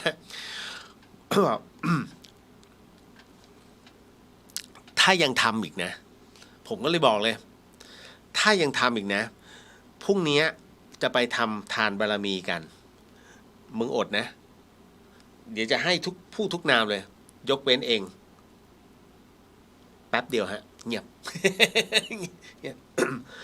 สิ่งที่ผมเล่าให้ฟังอย่าเชื่อแต่ผมจะบอกว่าทุกอย่างบนโลกใบนี้มีอำนาจในการต่อรองฮะมีอำนาจในการต่อรองดังนั้นมันจึงไปเข้าคำถามของน้องที่ถามมาเห็นไหมนะฮะ น้องก็ถามมาว่าพี่เลียวผีกลัวอะไรคะพี่พอดีเพื่อนสนิทหนูเนี่ยถูกรถชนเมื่อคืนนะฮะหนูกลัวมันมาหาค่ะเพราะมันบอกว่ามันจะมานอนค้างกับหนูวันพุธนะฮะพรุ่งนี้นะฮะช่วยหนูด้วยค่ะช่วยหนูหน่อยค่ะแอบกลัวมันไม่ต้องแอบหรอกถามมาซะขนาดนี้แล้ว นะสิ่งที่ผมบอกไปเมื่อกี้นะฮะน้องคะฟังพี่เลียวอยู่ใช่ไหม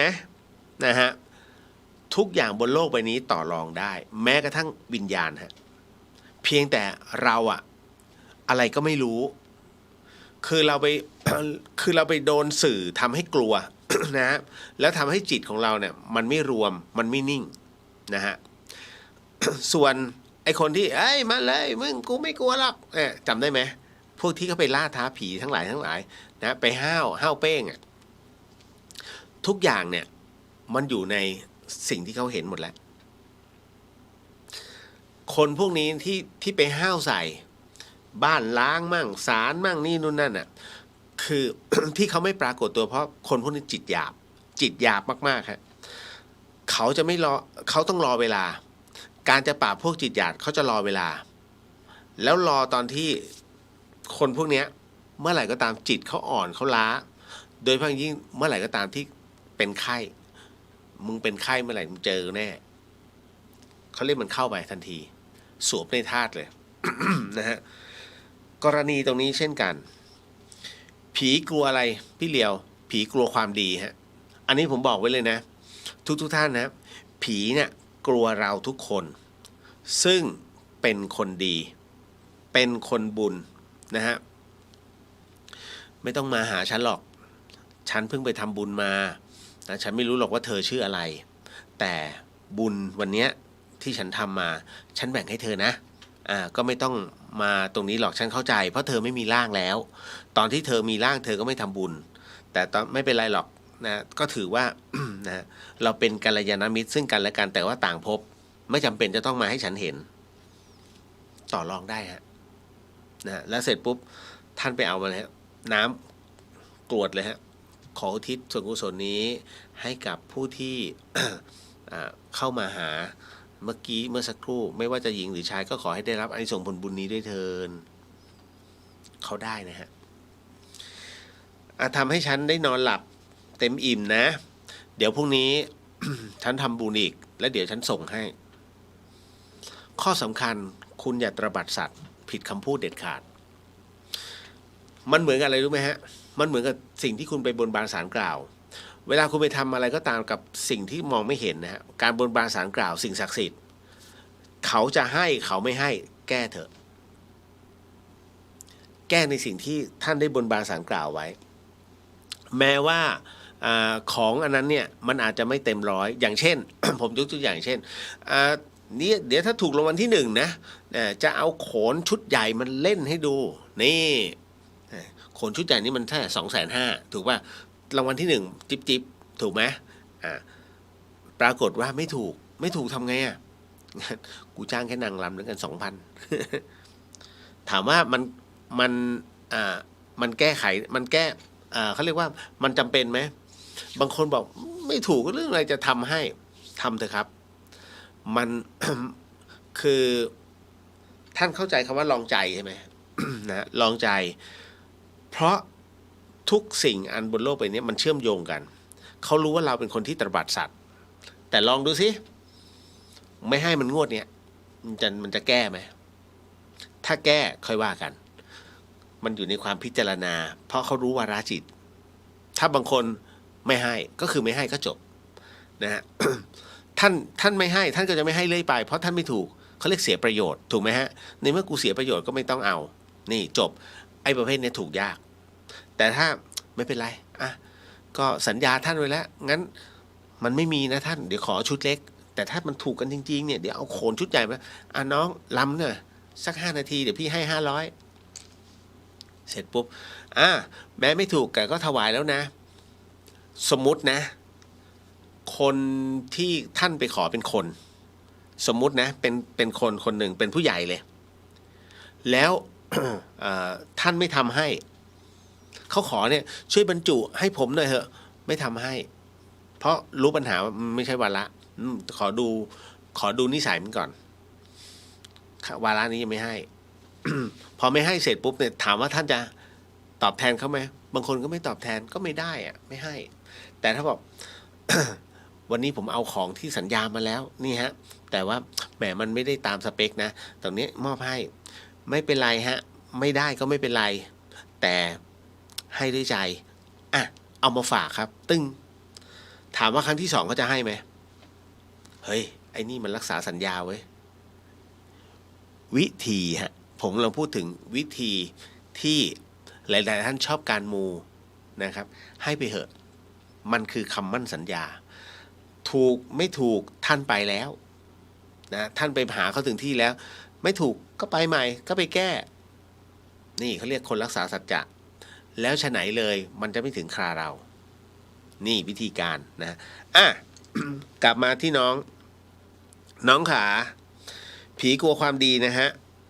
เพื่อนน้องจะตายไปเนี่ยนะฮะถามว่ากลัวเขามาหาไหมไอ้7 วันแรกเนี่ย ขอแสดงความยินดีด้วยฮะตามที่หลวงปู่ดูบอกว่า7 วันแรกเนี่ยมักจะมาหา กับคนที่เขาสามารถติดต่อสื่อสารได้ถ้าน้องจงใจว่าเอามากูไม่กลัวแล้วเขาจะไม่มาหาเพราะจิตมันหยาบจากความตั้งใจนี่เพราะฉะนั้นตั้งใจไว้เรื่อยๆไม่มาหรอกแต่ถ้าไม่ตั้งใจเนี่ยเผลอไผแล้วก็อะไรนะเขาเรียกอยู่ในความสลืมสลือเมื่อไหร่เนี่ยอยู่ในภวังค์มาเรียบร้อย มาแล้วนะไม่ต้องไปกลัวเนี่ย ผมถึงได้บอกว่าคุณเชื่อไหมไอ้เคสน้องเนี่ยเจอบ่อยมากเป็นลูกเป็นครอบครัวนะฮะเป็นครอบครัวพ่อตายพอพ่อตายลงปุ๊บกลัวมากกลัวพ่อจะมาผมก็เลยถามว่าเดี๋ยวไอ้น้องเซตความคิดใหม่คนเนี้ยผู้ตายเนี่ยคือพ่อเขาให้กำเนิดแกมานะแล้ววันเนี้ยพอพ่อตายแกกลัวพ่อเหรอก็พ่อไม่ใช่คนนะพ่อเป็นผีตอนนี้คำว่าผีเนี่ยฮะ มันไปกัดกินหัวใจของคนทุกคนเพราะอะไรเพราะสื่อไงเพราะหนังอะไรต่างๆนานาเนี่ยที่ไปพูดถึงเรื่องของวิญญาณเนี่ยผมถามมึงเคยเจอไหมล่ะผีหักคอเนี่ยเคยไหมฮะไม่มี ไม่มีอะไรเลยฮะทุกอย่างคือมายาที่มันสร้างมาให้คนกลัวล้วนๆแล้วจิตคนก็คล้อยตามซึ่งจริงๆแล้วเนี่ยถ้าพูดถึงความเป็นธรรมชาติเราคือครอบครัวนะนั่นคือครอบครัวของน้องนั่นคือคุณพ่อถ้าย้อนกลับไปเดือนที่แล้วที่เขายังไม่ตายเนี่ยน้องยังนั่งกินข้าวกับพ่ออยู่เลยไม่เห็นกลัวยังป้อนให้พ่อนี่นู่นนั่นมีความรักต่อกันกลัวตรงไหนอะแต่พอตายปุ๊บกลัวนี่มันบ่งบอกว่ามนุษย์เราเนี่ยนะฮะมนุษย์เราเนี่ย รักในสปีชีส์เดียวกันถ้าเมื่อไหร่ก็ตามที่ต่างสปีชีส์ปุ๊บเรียบร้อยเลยฮะถูกไหมอย่างที่ผมเคยยกตัวอย่างครับว่าโอ้เป็นเพื่อนรักกันมากเลยเอ้ยนี่นู่นนั่นมึงมาพาโวยแต่พอไอคนนี้ตายปุ๊บไม่กลัวหรอกมาเหอะนี่นู่นนั่นมาจริงอันนี้เรื่องสมมุตินะฮะเดี๋ยวจะไปเดี๋ยวจะหาว่าเป็นเรื่องจริงอันนี้ผมลองยกตัวอย่างให้ฟังว่าพอมึงมาพาโวยเสร็จปุ๊บพอมันตายเสร็จปุ๊บมาเลยยินดีไม่กลัวมึงหรอกแต่พอเขามาจริงๆเนี่ยฮะไม่กลัวเอ้ยยังไงสบายดีเหรอนะฮะเอ้ยแหมมาไม่ทักไม่ทายไม่ให้หวยเลยเบิร์ดสักทีนึงฟุบจั่วลมตอนที่มีร่างตบหัวเบิร์ดกะโหลกเนี้ยโดนถูกไหมแต่คราวนี้ไม่มีร่างพอเบิร์ดไปปุ๊บจั่วลมถามว่าเริ่มกลัวยังเริ่มแล้วนะฮะไอคนที่บอกเริ่มไม่กลัวเนี่ยเริ่มกลัวแล้วนะฮะเพราะอะไรมันนึกจะมาก็มามันนึกจะไปก็ไปที่สำคัญคือมันด่าเราได้มันเห็นเราด่ามันเราอยากตบมันตบเหมือนตบอากาศกลัวไหมเริ่มกลัวฮะเริ่มกลัวแล้วเอ้ยไม่ต้องมาแล้วนะไม่ต้องเริ่มหวั่นแล้วเพราะอะไรฮะสปีชีส์เริ่มแตกต่างเริ่มจับต้องไม่ได้แต่ถ้าอีกคนนึงล่ะที่มีชีวิตอยู่เอ้ยไปดึงมือมันมีร่างกายให้สัมผัสไงพอมีร่างกายให้สัมผัสก็ไม่กลัวเพราะมันอยู่ในเผ่าพันธุ์เดียวกันแต่พอต่างเผ่าพันธุ์ปุ๊บกลัวทันทีไม่ต้องมานะไม่ต้องมาหาโอเคยอมเห็นไหมนี่คือความรักของมนุษย์ครับเมื่อไหร่ก็ตามที่ยังอยู่ในสปีชีส์เดียวกันต่อให้นะฮะร่วมหัวจมท้ายได้หมดแต่ถ้าเมื่อไหร่ก็ตายที่ตายปุ๊บมาถึงไม่ต้องมาหรอกไม่ต้องมาไปที่ชอบกูชอบมาตรงนี้แหละ นะฮะมันก็ไม่ได้เห็นไหมฮะนี่คือสิ่งที่มันเกิดขึ้นฮะเพราะฉะนั้นจริงๆแล้ว อยากให้รู้ไว้ว่าสมมุตินะฮะวิญญาณที่เขามาก็คือมาท้ายที่สุดแล้วสิ่งที่มันอยู่ในตัวเราก็คือจิตเหมือนเขาเนี่ยวันนี้จิตของผมมาอาศัยร่างเนี้ยนะอาศัยร่างหล่อๆคนนี้อยู่เมื่อไหร่ก็ตามร่างหล่อๆคนนี้แข็งทื่อจิตมันออกมาผมกับเขาก็คือพวกเดียวกันอยู่ในเลเวลเดียวกันสปีชีส์เดียวกันคลื่นเดียวกันเวฟเดียวกันมันคือพลังงานร่างเน่าแล้วตัวผมก็จะเน่าแล้วแค่นั้นเลยฮะมันคือเหมือนกันเพียงแต่ว่ามันสละร่างไปก่อนเราก็แค่นั้นเองเพราะฉะนั้นน่ะหนูแอบกลัวหนูไม่ต้องกลัวฮะต่อให้มาก็คือมาก็แค่นั้นเองเต็มที่ก็เปิดไฟนะสวดมนต์ไปนะฮะนะโมตัสสะไปนะฮะเต็มที่กับพุทโธแล้วเป่าเพี้ยงนะฮะจบเก็ตเนาะกรณีนี้ผ่านไปจะมีใครในนี้กลัวผีไหมฮะ ไม่ต้องไปกลัวนะคือบางทีจะบอกว่ากลัวเกินไปไม่ต้องไปกลัวฮะมันก็แค่พลังงานอันหนึ่งพระถอดจีวรเดี๋ยวนะพระถอดจีวรโบกเป็นธงอันนี้ผิดไหมครับถอดจีวรโบกแล้วแต่กรณีฮะคุณผู้ฟังถ้าสมมุติว่าถอดจีวรออกนะฮะ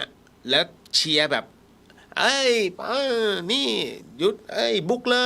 ลยอะไรเงี้ยผิดฮะอันนี้ผิดคือถ้าเป็นการเชียร์เนี่ยผิดแต่ถ้าทางช่วยเหลืออยู่ตรงนี้โยมอยู่ตรงนี้ไม่เห็นใช่ไหมนี่อาตมาโบกจีวรเนี่ยนี่คนเจ็บอยู่ตรงนี้ถ้าเป็นการช่วยเหลือนะหรืออะไรก็ตามเนี่ยถือว่าเป็นอาบัติเล็กอาบัติเล็กในที่นี้ก็คือว่าเป็นการช่วยเหลือจริงๆถ้าตามพระวินัยนะฮะ ใครจะเป็นอะไรก็ตามเนี่ยฮะ ก็แค่ให้หยุดยืนเฝ้าแล้วก็คอยเรียกแต่ไม่ต้องถึงแอคชั่นโบกนะ ถ้าหยุดแล้วก็รอเรียกคนมาช่วยเหลือให้อันนี้ถือว่าไม่ผิดแต่ถ้าอย่างเงี้ยถ้าโบกแอคชั่นเกิดขึ้นเนี่ยอันนี้ผิดนะครับเพราะฉะนั้นดูที่เจตนาเป็นหลักพระนะครับเวลาท่านถอดจีวรมันต้องมีเหตุผลถ้าถอดโบกเป็นธงนะคือท่านต้องดูก่อนว่าเฮ้ยโบกจริงหรือเปล่าหรือว่าแค่ถอดแล้วท่านสะบัดเอามาตากนะหรือว่าแบบโบกไปโบกมาเพราะทรายมันเข้าจีวรอะไรอย่างเงี้ยนะครับก็ต้องดูฮะดูตามเหตุปัจจัยเนาะต่อมาเคยเอาน้ำร้อนสาดใส่หมาในอดีตโอ้โหพูดแค่นี้หลายๆคนก็หือ นะเคยเอาน้ำร้อนสาดใส่หมาในอดีตมาวันนี้ตัวเองโดนเหล็กที่เชื่อมตกมาวันนี้ตัวเองโดนเหล็กที่เชื่อมตกมาจี้ใส่หลังอันนี้ถือว่าเป็นกรรมที่เคยทำไว้ไหมครับครับจริงๆแล้วต้องบอกว่าเดี๋ยวท่านผู้ฟังเข้าใจใช่ไหมครับเขาบอกว่าในอดีตเนี่ยเคยเอาน้ำร้อนสาดหมามันร้อนไงมันร้อนวันนี้ตัวเองมาโดนเหล็กเชื่อมนะฮะซึ่งมันเป็นเหล็กออกและแดงๆอยู่ตกใส่หลังนะมานะฮะ พองนะถามว่าอันนี้เป็นกรรมไหมบอกเลยใช่คือกรรมเนี่ยคุณผู้ฟังฮะกรรมะคารมะเนี่ยนะฮะมันมาได้หลายรูปแบบมากแต่ให้คุณจำไว้เลยว่าไม่ว่าจะมาแบบไหนมันจะมาในลักษณะของการใกล้เคียงกับสิ่งที่คุณเคยทำเอาไว้กรรมคือผลจากการกระทำนะจะเป็นกรรมดีกรรมชั่วมันเกิดขึ้นอยู่แล้วเพียงแต่ว่าเนี่ยกฎแห่งกรรมยุติธรรมเสมอเพียงแต่มันบวกคำว่าระยะเวลาไปด้วยนะครับเพราะฉะนั้นตัวกรรมณตรงนี้ท่านลองนึกณวันนี้คุณนึกออกว่าเฮ้ยข้าเคยเอาน้ำร้อนสาดหมาถูกไหมเพราะนี่คือบุพกรรมที่มันอยู่ในรากเหง้าของจิตพอท่านรับรู้ว่าอ๋อไอ้อันนี้นี่เองที่เหตุเกิดจากน้ำร้อนที่เราเคยสาดหมาแล้ววันนี้ไปออกเหล็กและปรากฏว่าโดนไอ้เหล็กร้อนๆเนี่ยนะฮะมันตกลงมานะแล้วก็มาโดนหลังนี่แหละฮะอาการเดียวกันแล้วภาพตรงนั้นแสดงว่าท่านคิดแล้วใช่มันสร้างรูปแบบมาให้คล้ายๆกันนะฮะบางคนคือไม่เอาดีกว่าไม่ยกตัวอย่างมันไปกระทบกระเทือนจิตใจน้องเขาแต่รู้ว่านี่คือบุพกรรมของเขานะคืออย่างนี้ฮะเอาอย่างนี้ง่ายๆมีประเพณีของชาวดอยเนี่ยบางที่เขาต้องฆ่าวัวขออภัยฆ่าหมูฆ่าไก่ฆ่าเป็ดเนี่ยถูกไหมฮะอันนี้เขาจับไก่มาแล้วก็เชือดโอ้โหคุณแบบแล้วผู้หญิงด้วยนะแล้ววันหนึ่งปรากฏว่า ในขณะที่เขากำลังเหมือนกับฝัดข้าวมั้งใช่ไหมใช้จะบอกว่าเคียวมันก็ไม่ใช่เคียวอ่ะที่เขาใช้ฝัดไอเกี่ยวข้าวอ่ะคือภาคกลางเนี่ยเขาใช้เคียวแต่ภาคเหนือไม่รู้อะไรแต่คราวนี้ไอตัวที่เขาใช้ในการเกี่ยวข้าวเนี่ยนะฮะซึ่งมันอาจจะเป็นเคียวได้นะแต่ว่าเขาบอกมันชื่ออะไรทุกอย่างเนี่ยใครรู้ช่วยบอกพี่เลียวด้วยนะแล้วมันเกี่ยวมาแล้วมันโดนข้อมืออะฟึดคุณเชื่อไหมมือเขาห้อยลงมาอย่างเงี้ยโอ้ยรีบหาหมอแล้วเสร็จปุ๊บ อยู่ๆเขาก็บอกว่าเนี่ยสงสัยว่าเป็นการเชือดคอไก่เอ้าแล้วทำไมเชือดคอไก่จึงไม่เชือดคอตัวเองล่ะถูกไหมผลกฎแห่งกรรมยุติธรรมเสมอเพียงแต่การกระทำของเขาเนี่ยมันเกิดเพราะว่ามันเป็นการถือผีแล้วก็มันเป็นความเชื่อของเขาที่ต้องเอาไก่ต้มอะไรพวกเนี้ยมาบูชามาสังเวยนะฮะ กรณีตรงนี้นี่เองเนี่ยที่มันเป็นประเพณีถามว่าเกิดจากการจงใจไหมมันจำเป็นฮะมันมีเหตุจำเป็น เพราะว่าความเชื่อของเขาคือถ้าไม่ทำเนี่ยครอบครัวก็จะไม่มีความสงบสุขด้วยความกลัวก็เลยต้องก่อกรรมตรงนี้ขึ้นมากฎแห่งกรรมนั้นยุติธรรมเสมอตัวกรรมเนี่ยมันจะเลือกวิธีการของมันเองแล้วครั้งนี้ก็เลือกวิธีการว่าไม่เอาคอแต่เอาแค่มือเกี่ยวชุบแล้วต่อไปเย็บไปโรงพยาบาลแล้วเย็บทันไหมก็เรียกว่าไม่รู้มันนูนๆอ่ะนูนๆผมบอก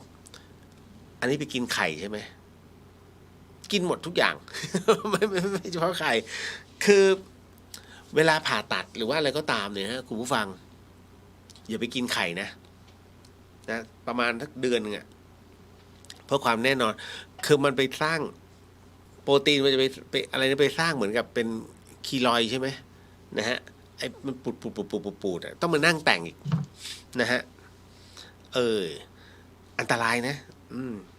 อันนี้งดโอ้นี่รายการเดียวได้หลายอย่างนะฮะ ใช่นะฮะอันนี้ก็คือคำตอบก็คือในเรื่องของการเอาน้ำร้อนไปสาดใส่หมานะฮะบวชแล้วศึกนี่ว่าพี่เลี้ยววันนี้ บวชแล้วศึกแล้วบวชแล้วศึก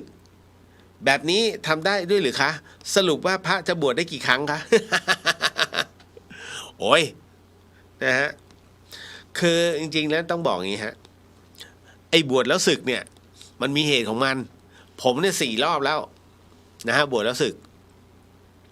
คือมันมีเหตุจำเป็นคือการบวชมันก็ต้องดูว่าเราพร้อมตรงไหนไม่พร้อมตรงไหนนะฮะมันมีเหตุอะไรที่ต้องให้ศึกอย่างหนานที่ตอนนี้อยู่ที่ธรรมสถานในหนานรัฐเนี่ยหนานรัฐก็6ไม่แน่ใจว่า5หรือ6 รอบนะฮะเมื่อก่อนก็อยู่กับหลวงพี่ภัสกรก็เป็นลูกศิษย์หลวงพี่ภัสกรท่านเป็นศิษย์ของพระอาจารย์รัตนยานโนนะฮะสมาธิหมุนนะฮะ คราวนี้คราวนี้เนี่ยท่านมาพักที่ธรรมสถานชั่วคราวก็มาเป็นหนานก็คือศึกออกมานะครับมีเหตุเพราะว่ากรณีเดียวกับผมเลยต้องดูแลแม่นะต้องดูแลแม่เพราะว่าแก่แล้วเป็นอัลไซเมอร์นะครับอารมณ์เดียวกันเลยฮะเข้าใจจิตใจเขานะครับ เพราะฉะนั้นเนี่ยตอนที่ฝากแม่ไว้กับพี่สาวนะฮะแกก็ไปบวชนะไปบวชที่วัดเจติยบรรพตไปบวชอยู่ได้8 เดือนต้องสึกออกมาเพราะว่าพี่สาวไม่สบายต้องกลับมาดูแม่มีเหตุอันนี้เขาเรียกมีเหตุจะสึกจะบวชจะสึกได้หมดกี่ครั้งไม่มีปัญหานะฮะหลวงตาก็7 ครั้งนะฮะหลวงตาจันไม่แน่ใจว่า11นะถ้าจำไม่ผิดหลวงตาสิ11 ครั้งนะฮะหลวงตามาบัว11 ครั้งนะฮะเดี๋ยวศึกเดี๋ยว นะฮะเดี๋ยวศึกเดี๋ยวบวชเดี๋ยวศึกเดี๋ยวบวชแบบนี้ฮะมันมีเหตุมันยังไม่ถึงเวลาของเขานะฮะยังไม่ถึงเวลาของเขาเพราะฉะนั้นต้องดูตามเหตุปัจจัยถ้าบวชโดยไม่ใช้อุบายนะฮะมันจะมีประเภทบวชอุบายเดี๋ยวบวชเดี๋ยวยื่นซองปีนี้ไม่บวชเดี๋ยวปีหน้าบวชกูยื่นซองเขาเรียกบวชอุบายต้องการเอาเงินจากผู้ที่ทำบุญทั้งหลายเนี่ยด้วยวิธีนี้มันก็มีเยอะนะฮะเพราะฉะนั้นไอ้บวชแล้วศึกเนี่ยจริงๆไม่ได้มีข้อจำกัดแต่ว่ามันมีเหตุว่าตามเหตุปัจจัยของแต่ละคนส่วนคนที่บวชเนี่ยวางอุบายเนี่ยบางที่ท่านก็ไม่บวชให้นะฮะเจ้าว่าจะถามเลยนี่บวชเล่นๆไหมเนี่ยถ้าบวชเล่นๆไม่ต้องบวชหรอกนะฮะแล้วถ้าตามปกติของพระธรรมยุทธ์เนี่ยท่านจะดูนิสัยก่อน3 เดือนถ้าดูแล้วยังไม่ได้ไปอีก3 เดือนแล้วก็ทั้งยังไม่ได้ก็ไปอีก3 เดือนฮะเป็น9 เดือนจบตรงนี้ถ้ายังไม่ได้บวชไม่ได้นะไปบวชมหานิกายนะฮะท่านให้ถึง3 ครั้งด้วยกันต้องอยู่วัดต้องรู้ข้อวินัยต้องท่องปาฏิโมกข์ให้ได้เนี่ยนี่คือวิถีของพระที่ท่านเคร่งนะครับก็อย่างผมก็มีเหตุไงมันไม่ใช่ว่าจะอยู่ คือมันอยู่จริงๆจริงๆผมก็ไม่อยากสึกนะเพียงแต่มันมีเหตุเนี่ยเหมือนกับไม่ได้สึกอะอยู่ตรงนี้โอ้โหทุกอย่างนะต้องท่านต้องมาเห็นโอ้สุดๆแต่มันมีความสุขเวลาเราทำเรามีสมาธิกับมัน แล้วก็เรา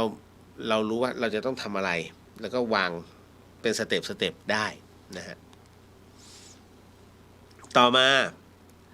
เพื่อนขอถ่ายรูปเพื่อนขอถ่ายรูปกับพระตอนใส่บาตรแบบขอเอาอาหารค้างไว้แบบนี้จะบาปไหมคะโอ้โหอย่าทำเลยลูกเอ้ยทำไมคือเข้าใจว่าการใส่บาตรเนี่ยถ่ายรูปแล้วก็โชว์ได้แต่อย่าเอาพระไปเป็นเครื่องมือไม่คุ้มฮะน้องนะครับถ้าจะถ่ายคือถ่ายเลยตามธรรมชาติตอนใส่บาตรปุ๊บก็ถ่ายเลยบอกเพื่อนเฮ้ยอย่าไปค้างนะถ้าค้างเขาเรียกการแสดงกลายเป็นมายาทันทีบุญที่ท่านจะทำหายหมดเพราะมันคือการแสดงมันไม่ใช่ด้วยใจถ้าคนที่เขาใส่บาตรด้วยใจถามคุณพ่อคุณแม่คุณป้านะฮะทั้งหลายเนี่ยนะครับว่าเวลาเขาใส่บาตรเขาใส่ยังไงไม่ต้องถ้าจะต้องถ่ายรูปจริงๆก็นัดแนะกันให้ดีแค่นั้นเองนะครับเพราะว่าการที่เราจะถ่ายรูปพระเนี่ยบางทีการเปิดบาตรหรือว่าการให้พรนะฮะมันดูไม่สุภาพอ่ะมันดูแบบไม่สง่านะฮะอันเนี้ยก็เลยต้องบอกว่าเว้นได้ก็เว้นลูกเวลาถ่ายรูปนะฮะ ไปถ่ายค้างเงี้ยไม่ได้รับเกียรติบัตรไอ้นี่เราใส่บาตรนะฮะแล้วใส่บาตรใส่อะไรก่อนบางคนงงใส่ผลไม้ก่อนเลยถูกไหมฮะการใส่บาตรของเราคือขนบธรรมเนียมประเพณีไทยของเราการใส่บาตรเนี่ยนะฮะก็คือการเรียกว่ารู้จักที่จะสละออกส่วนพระเองเนี่ยท่านก็รับบาตรด้วยความที่เรียกว่าให้รู้ว่าโยมแต่ละท่านเนี่ยมีอุปนิสัยที่แตกต่างกัน บางคนไม่ใส่บาตรบางคนเมินพระบางคนนิติฉินนินทาเรารู้แล้วว่าเหล่านี้นิสัยประมาณไหนนะเพราะฉะนั้นพระท่านก็จะเช่นกันพระท่านก็ได้ไม่ใส่ใจแต่ญาติโยมคนไหนที่นิมนต์เจ้าข้านิมนต์ครับพี่หลวงพี่อะไรอย่างงี้ฮะเข้าไปใส่บาตรแสดงว่าโยมเหล่านี้เป็นคนที่มีจิตใจเอื้ออาทรเป็นคนที่มีลึกๆเป็นคนที่มีจิตใจอารีนั่นนะฮะเพราะรู้จักสละนะครับแค่นั้นเลยแล้วพอเราใส่บาตรเรารู้สึกมีปิติเนาะคราวนี้ใส่บาตรจะใส่อะไรแค่นั้นเลยฮะ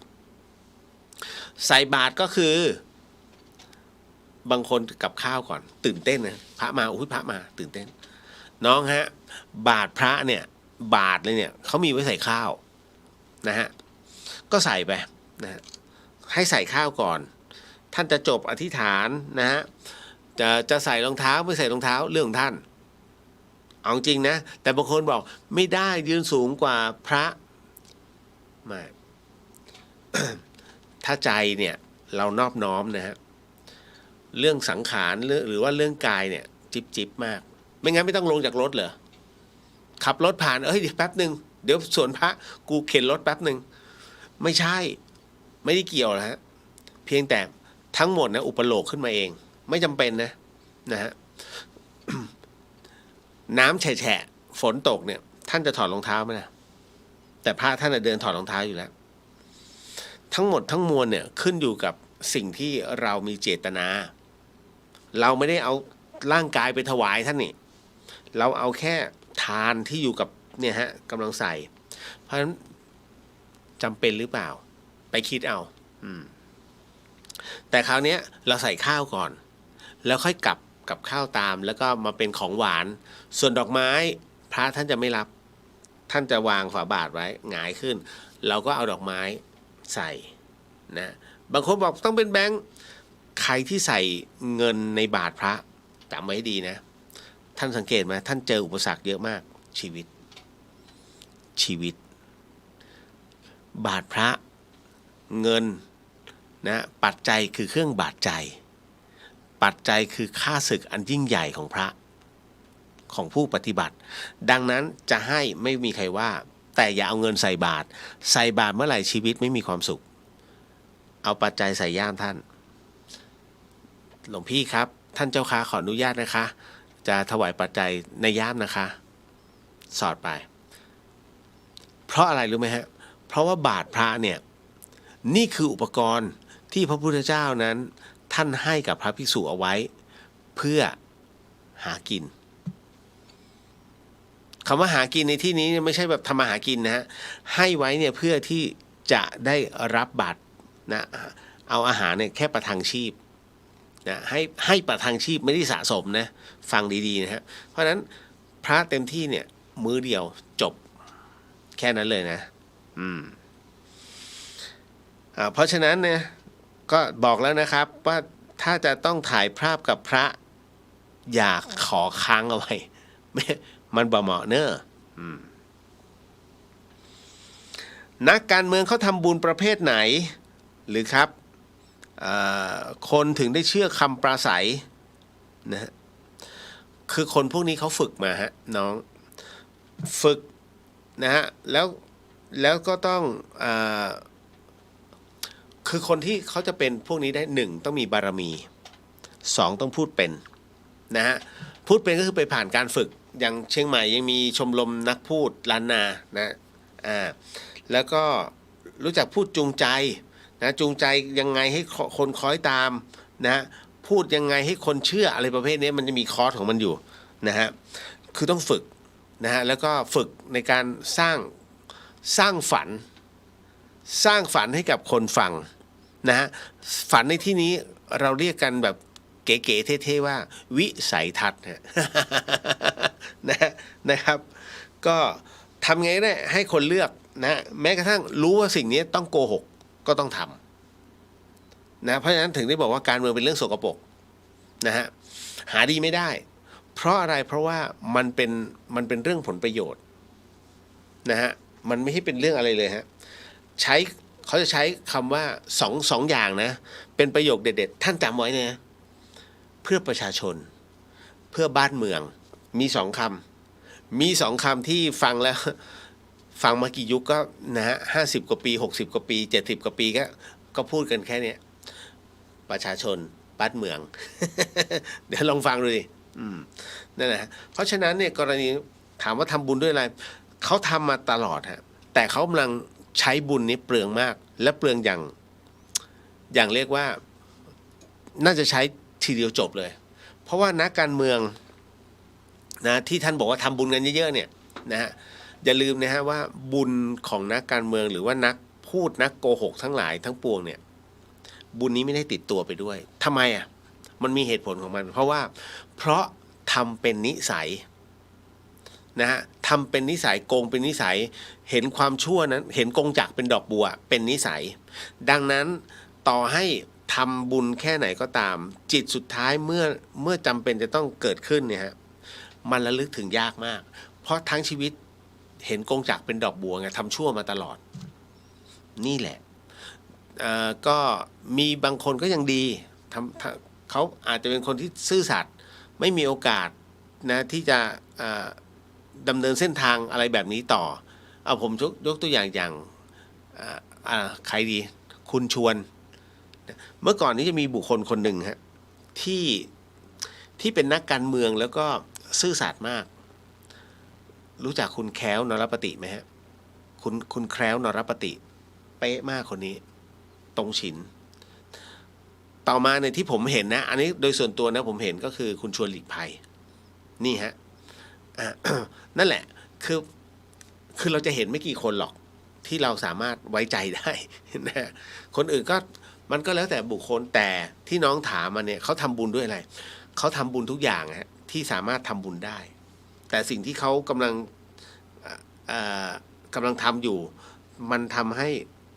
คือบุญก่อนเป็นนักการเมืองมันทำแต่พอเป็นนักการเมืองเสร็จปุ๊บบุญนี้หายหมดเลยเพราะมันติดบางอย่างเกิดขึ้นนั่นเองเนาะ หากถามกันตรงๆนะคะพี่เลียวผีมันจะมาตอนไหนบ้างคะผีมันจะมาตอนไหนจะบอกไหมล่ะผีมาทุกตอนฮะจริงๆกลางวันก็มีทำไมเราไม่เห็นดวงดาวล่ะน้องง่ายๆเลย ที่เราไม่เห็นดวงดาวเพราะว่าแสงไงแสงทั้งหมดทั้งมวลมันยังเขาเรียกมันกลบหมดแล้วแสงสว่างเนี่ยจากแสงดวงอาทิตย์เนี่ยแต่พอดวงอาทิตย์รับขอบฟ้าไปดาวเต็มเลยเอ้ามันก็ยังอยู่อ่ะมันไม่ได้หายไปไหนเหมือนกันนะฮะผีไม่ได้หายไปไหนวิญญาณไม่ได้หายไปไหนจิตวิญญาณทั้งหมดทั้งมวลเนี่ยจิตวิญญาณคือตัวเราแต่ถ้าวิญญาณหรือว่าผีถามว่าหายไม่ได้หายมันก็ยังอยู่นะถามว่าวันนี้สมมุตินะผีอยู่ข้างๆสมมุตินะอันนี้สมมุติเรื่องสมมุติผีอยู่ข้างๆเงี้ยพรุ่งนี้เช้าหายไปแล้วตกเย็นมามันยังอยู่ที่เดิมเอ้าแล้วทำไมมันมองไม่เห็นวะก็แสงไงแค่นั้นเลยฮะนะถึงได้บอกมาตอนไหนไม่รู้ยังไม่ใช่ผี แต่รู้อย่างหนึ่งว่าไอตอนตายปุ๊บอ่ะเป็นผีแล้วพอเป็นผีเสร็จปุ๊บเนี่ยมันอยู่ตรงนั้นสำหรับตัวผมนะตอนที่ตายอ่ะตายไปชั่วคราวอ่ะนั่นนะฮะคือมันแค่ออกจากร่างแล้วเราก็อยู่ตรงนั้น ผมถึงได้บอกว่าทำบุญเถอะทำความดีเถอะทำทานเถอะเพราะเรารู้เลยครับจากที่ไม่คนที่ไม่เคยเชื่ออะไรเลยนะจนกระทั่งพอมันหลุดออกมาจากร่างผมก็ยังจำความรู้สึกนั้นได้วันนี้ดูในอะไรในในฟีดสั้นๆน่ะของ YouTube อ่ะหลวงตาท่านหนึ่งซึ่งท่านเคยมรณภาพไปนะฮะชั่วคราวท่านก็เล่าเรื่องแบบนี้คล้ายๆกันมันจะคล้ายๆกันถ้าสมมุติคนที่บอกว่าเฮ้ยถ้าตายแล้วมันต้องเล่าให้เหมือนกันดิไม่เหมือนฮะแต่มันอยู่ในห้วงทำนองคล้ายๆกันไม่หนีไปจากกันเอาอย่างนี้ก็ถือว่าโกหกสิไม่ได้โกหกฮะเวลาคุณนั่งสมาธิแล้วเห็นในสมาธิบางเรื่องเนี่ยมันจะเป๊ะแต่บางเรื่องเนี่ยมันแค่คลับคล้ายคลับคลาอย่างพุทธทำนายบางเรื่องเนี่ยท่านก็ไม่รู้ศัพท์หรอกว่าไอ้กาแล็กซี่มันคืออะไรนะฮะไอ้บิ๊กแบงบิ๊กคันช์มันคืออะไรแต่รู้ว่าสักวันหนึ่งโลกก็จะดับไปนะมันจะสูญสลายไปนะในสุริยสูตรเนี่ยเขาต้องจะมีบอกอยู่ทั้งหมดทั้งมวลเนี่ยมันมีของมันอยู่แต่มันเอาคำอะไรออกมาไม่ได้ไงแค่นั้นนะถึงเวลาท่านจะรู้เองนะฮะอันนี้เลยต้องบอกไว้ก่อนนะครับ ก็อย่างที่บอกว่าผีมันจะมาตอนไหนให้น้องรู้ไว้เลยนะฮะว่าผีนั้นมันจะมาต่อเมื่ออุณหภูมิความชื้นสัมผัสได้ที่จุดนั้นที่เราไปมีเรื่องราวเกิดขึ้นนะฮะแล้วก็หมาที่หอนมันไม่ได้เห็นผีนะฮะมันมีเสียงรบกวนไม่ว่าเป็นเสียงระฆังหรือว่าแม้กระทั่งเสียงจิ้งหรีดบางชนิดเข้าไปโสตประสาทของมันก็ปื๊ดอู้นะฮะแต่มันก็ไม่ใช่เสมอไปนะเพราะผมก็เห็นอยู่ นะอันนี้ก็ตามนั้นมาตอนไหนใครจะไปรู้ล่ะมีใครรู้บ้างจะมาตอนไหน เหมือนกับว่าใครคนดี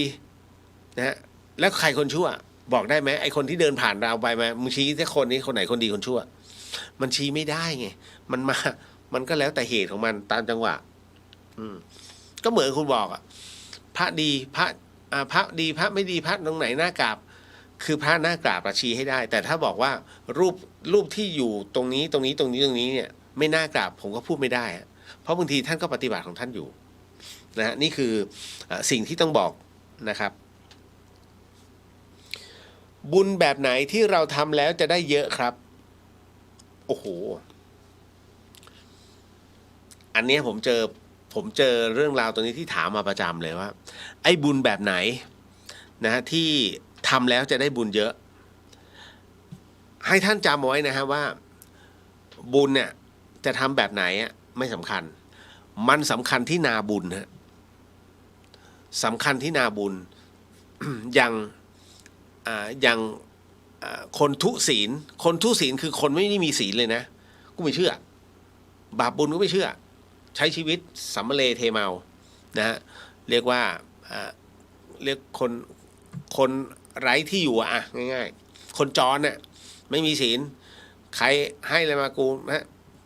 เผลอกูฆ่ากินอะไรอย่างเงี้ยประเภทนี้ โอ้ยมันยากจนจังช่วยมีเงิน10 บาทให้10 บาทให้10 บาทกลับมา10 บาทนี่เขาเรียกคนทุศีลคือคนไม่มีศีลเราทำบุญไป10 บาทค่าตัวแห่งบุญนั้นก็กลับมาให้เราแค่10 บาทแค่นั้นนะฮะ ทำบุญกับคนเรียกว่ากัลยาณชนนะฮะหมายถึงว่าคนที่เรียกว่ามีศีลนะมีศีลบ้างไม่มีศีลบ้างกัลยาณชนอย่างเราเนี่ยศีล5หลุดบ้างไม่หลุดบ้างเรียกกัลยาณชนอันนี้ทำบุญตักข้าวให้1 ทัพพีมันตีกลับมา 1,000 ทัพพีนะฮะเริ่มเยอะขึ้นอย่างถ้าคนมีศีลนะฮะคนที่มีศีลเนี่ยคือคนที่มีศีล5ตักบาตรไป1 ทัพพีกลับมา 10,000 ทัพพีนะฮะสบายใจแห่และถ้าเป็นในส่วนของคนไหนก็ตามที่เป็นถึงขั้นพระโสดาบันพระสกิทาคามีพระอนาคามีจนถึงพระอรหันต์เนี่ยนะฮะค่าตัวจะเพิ่มขึ้นเนี่ยเขาเรียกค่าแห่งนาบุญเพราะฉะนั้นบุญตรงไหนก็ตามที่เราไปทำเนี่ยนะฮะทำอะไรก็แล้วแต่สำคัญที่นาบุญเป็นใครคือผู้รับเนี่ยเป็นใครผมถึงได้ตอนที่ท่านเอา สิ่งของมามอบให้พี่เลียวนะในการบริจาคให้กับน้องๆนะฮะ ท่านส่งปัจจัยมาให้ผมได้จัดซื้อทั้งหมดทั้งมวลรายชื่อทั้งหมดนะฮะทั้งหมดเลย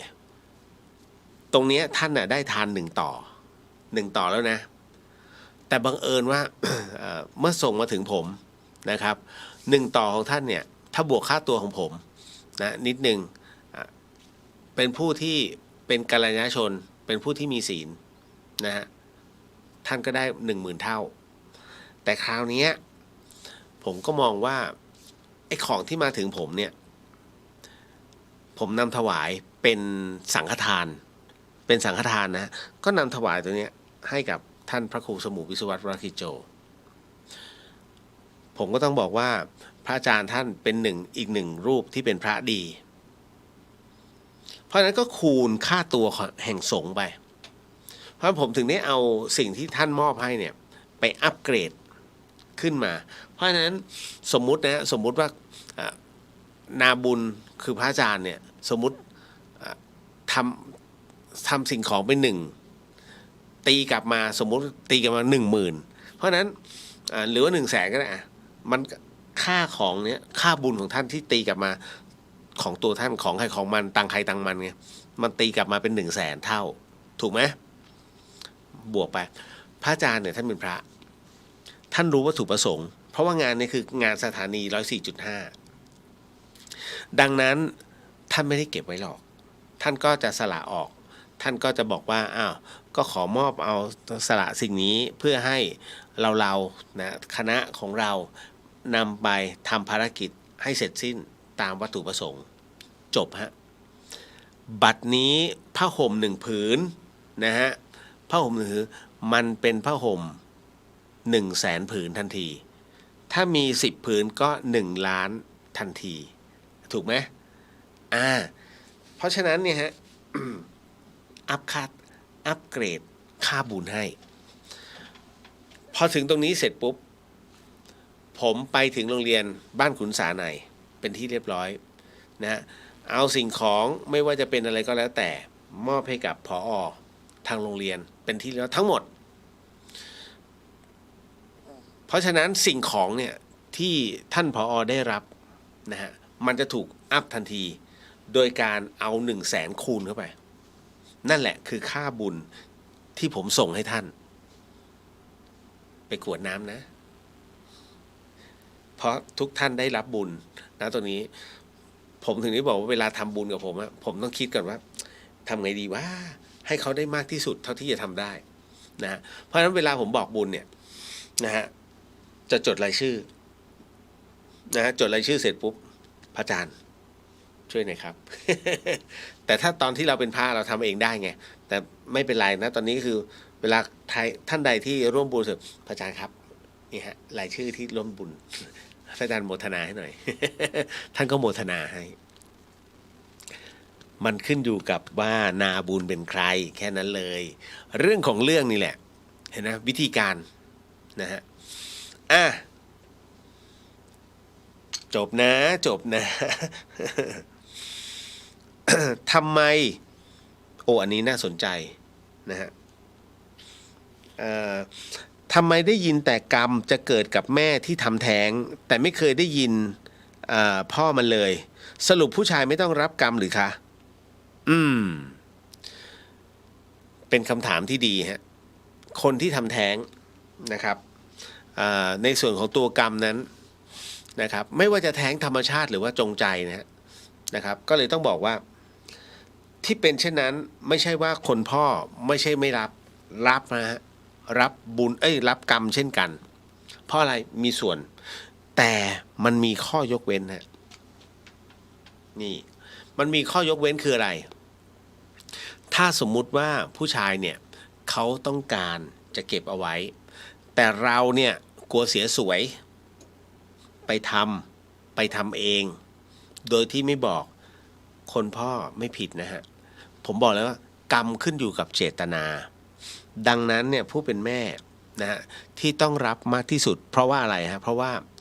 มันถึงกันสายสะดือเนี่ยมันถึงกันนะดังนั้นแม้ว่าจะเป็นตัวอ่อนแต่มันอยู่ข้างใน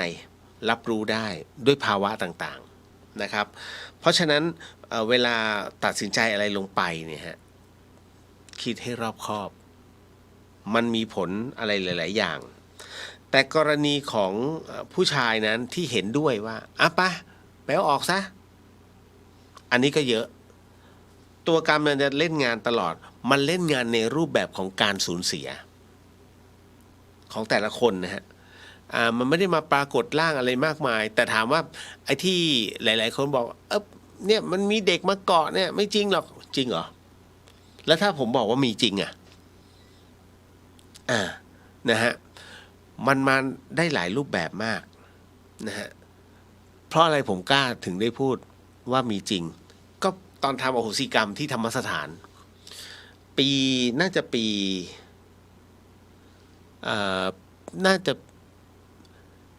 ะประมาณปี63-64ฮะตอนนั้นคือตอนนั้นเราก็เห็นแล้วเกาะมาเลย3 ตัว3 ตนนะฮะเกาะแม่มาเลยฮะเพียงแต่เราไม่รับรู้หรอกว่ามันอะไรมากมายเราเจ็บคอหรืออะไรไหมผมก็เคยถามเจ็บคอไหมก็มันก็เมื่อยอะค่ะนะแล้วทำงานอยู่โรงงานที่ลำพูนนะครับนิคมลำพูนไงนะ แล้วมันต้องใช้คอไหมมันก็มีบ้างพี่มันก็เนี่ยอะไรล่ะมันเป็นอุตสาหกรรมไปพูดไม่ได้นะก็งี้แต่เนี่ยทำมันก็ต้องก้มหัวตลอดมันก็มีบ้างดีแล้วเอาแล้ววันนี้มาทำอโหสิกรรมแล้วทำไมต้องทำอโหสิกรรมหนูทำแท้งมากี่คน4เหรอทำไมรู้นะแม่ก็เกาะมึงมาไม่รู้ก็ยังบอกหลวงพี่ภัสกรหลวงพี่คนนี้หนักนะท่านก็แล้วก็รับนะฮะคือทั้งหมดทั้งมวลเนี่ยยังไงก็ตามเนี่ยมันเป็นบุพกรรมที่ต้องใช้ร่วมกันอยู่แล้วแต่มันต้องดูด้วยเจตนาเนาะแล้วเดี๋ยวไว้ต่อวันน่าจะเป็นพรุ่งนี้เดี๋ยวจัดต่อเดี๋ยวจะมาอธิบายเรื่องตรงนี้มันมีเหตุที่จงใจการทำแท้งแบบโหดมากแล้วเดี๋ยวจะเล่าให้ฟังในวันพรุ่งนี้ตอนนี้หมดเวลาแล้วฮะหมดเวลานะครับก็ ต้องบอกว่าสิ่งหนึ่งสิ่งใดที่ผิดพลาดพลั้งไปก็ต้องขอโหสิกรรมมาณที่นี้ไม่ได้ตั้งใจหรือมีเจตนานะฮะก็ขออนุญาตนะครับ สิทธิกิจจังสิทธิกรรมังสิทธิลาโภชโยนิจังขอให้กิจและกรรมที่ท่านได้กำลังทำกำลังสร้างจงเป็นเหตุเป็นพลปัจจัยให้ถึงพระนิพพานในชาติปัจจุบันโดยเร็วพลันเทินสาธุสาธุสาธุคุณไหมครับบทนี้พระอาจารย์คเชนสุนทโร นะท่านจะอวยพรให้กับทุกท่านเช่นกันวันนี้ผมก็เช่นกันนะฮะพบกันใหม่วันพรุ่งนี้เวลาเดิมฮะ 5 ทุ่มจนถึงตี 1เดอะเฮียนครับนะพรุ่งนี้จะมาต่อในเรื่องของกรรมของการทำแท้งสาธุครับ บ๊ายบาย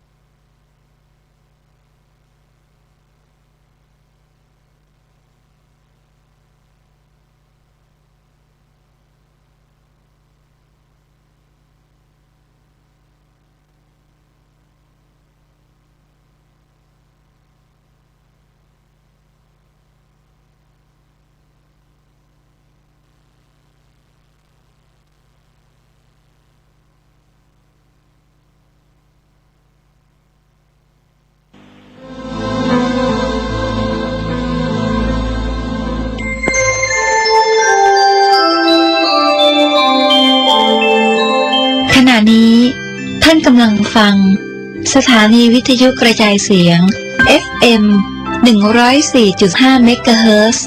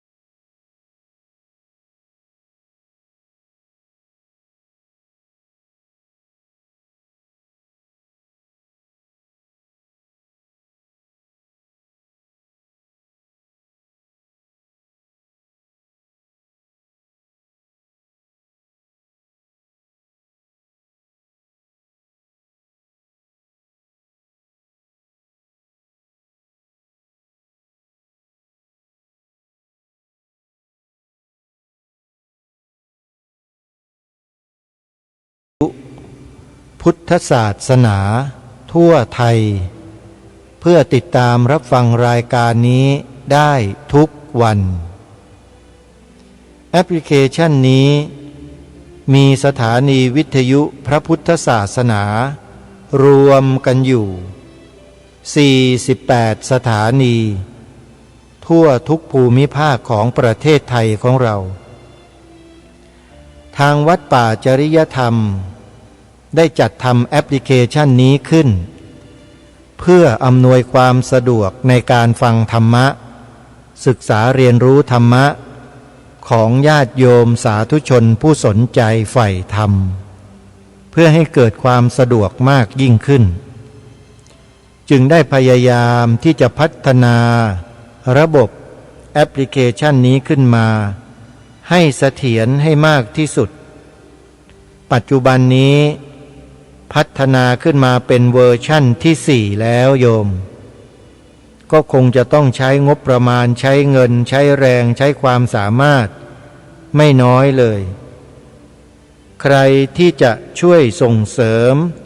สนับสนุนงานเผยแผ่ธรรมะกับวัดป่าจริยธรรม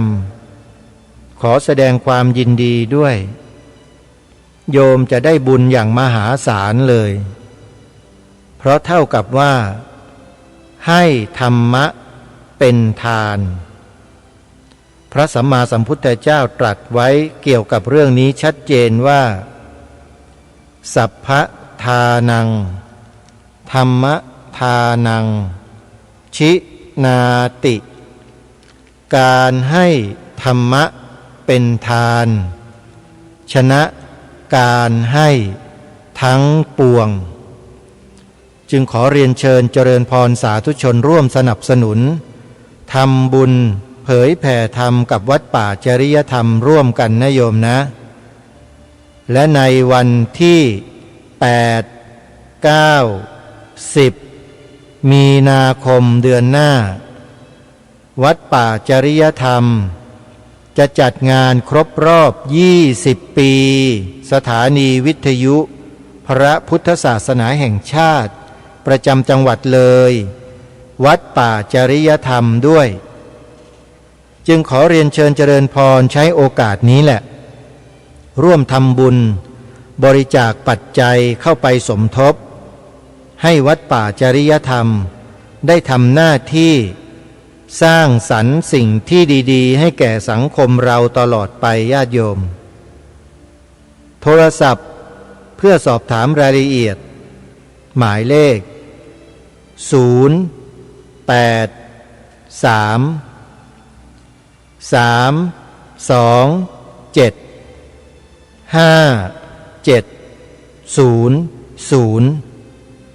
บุญใหญ่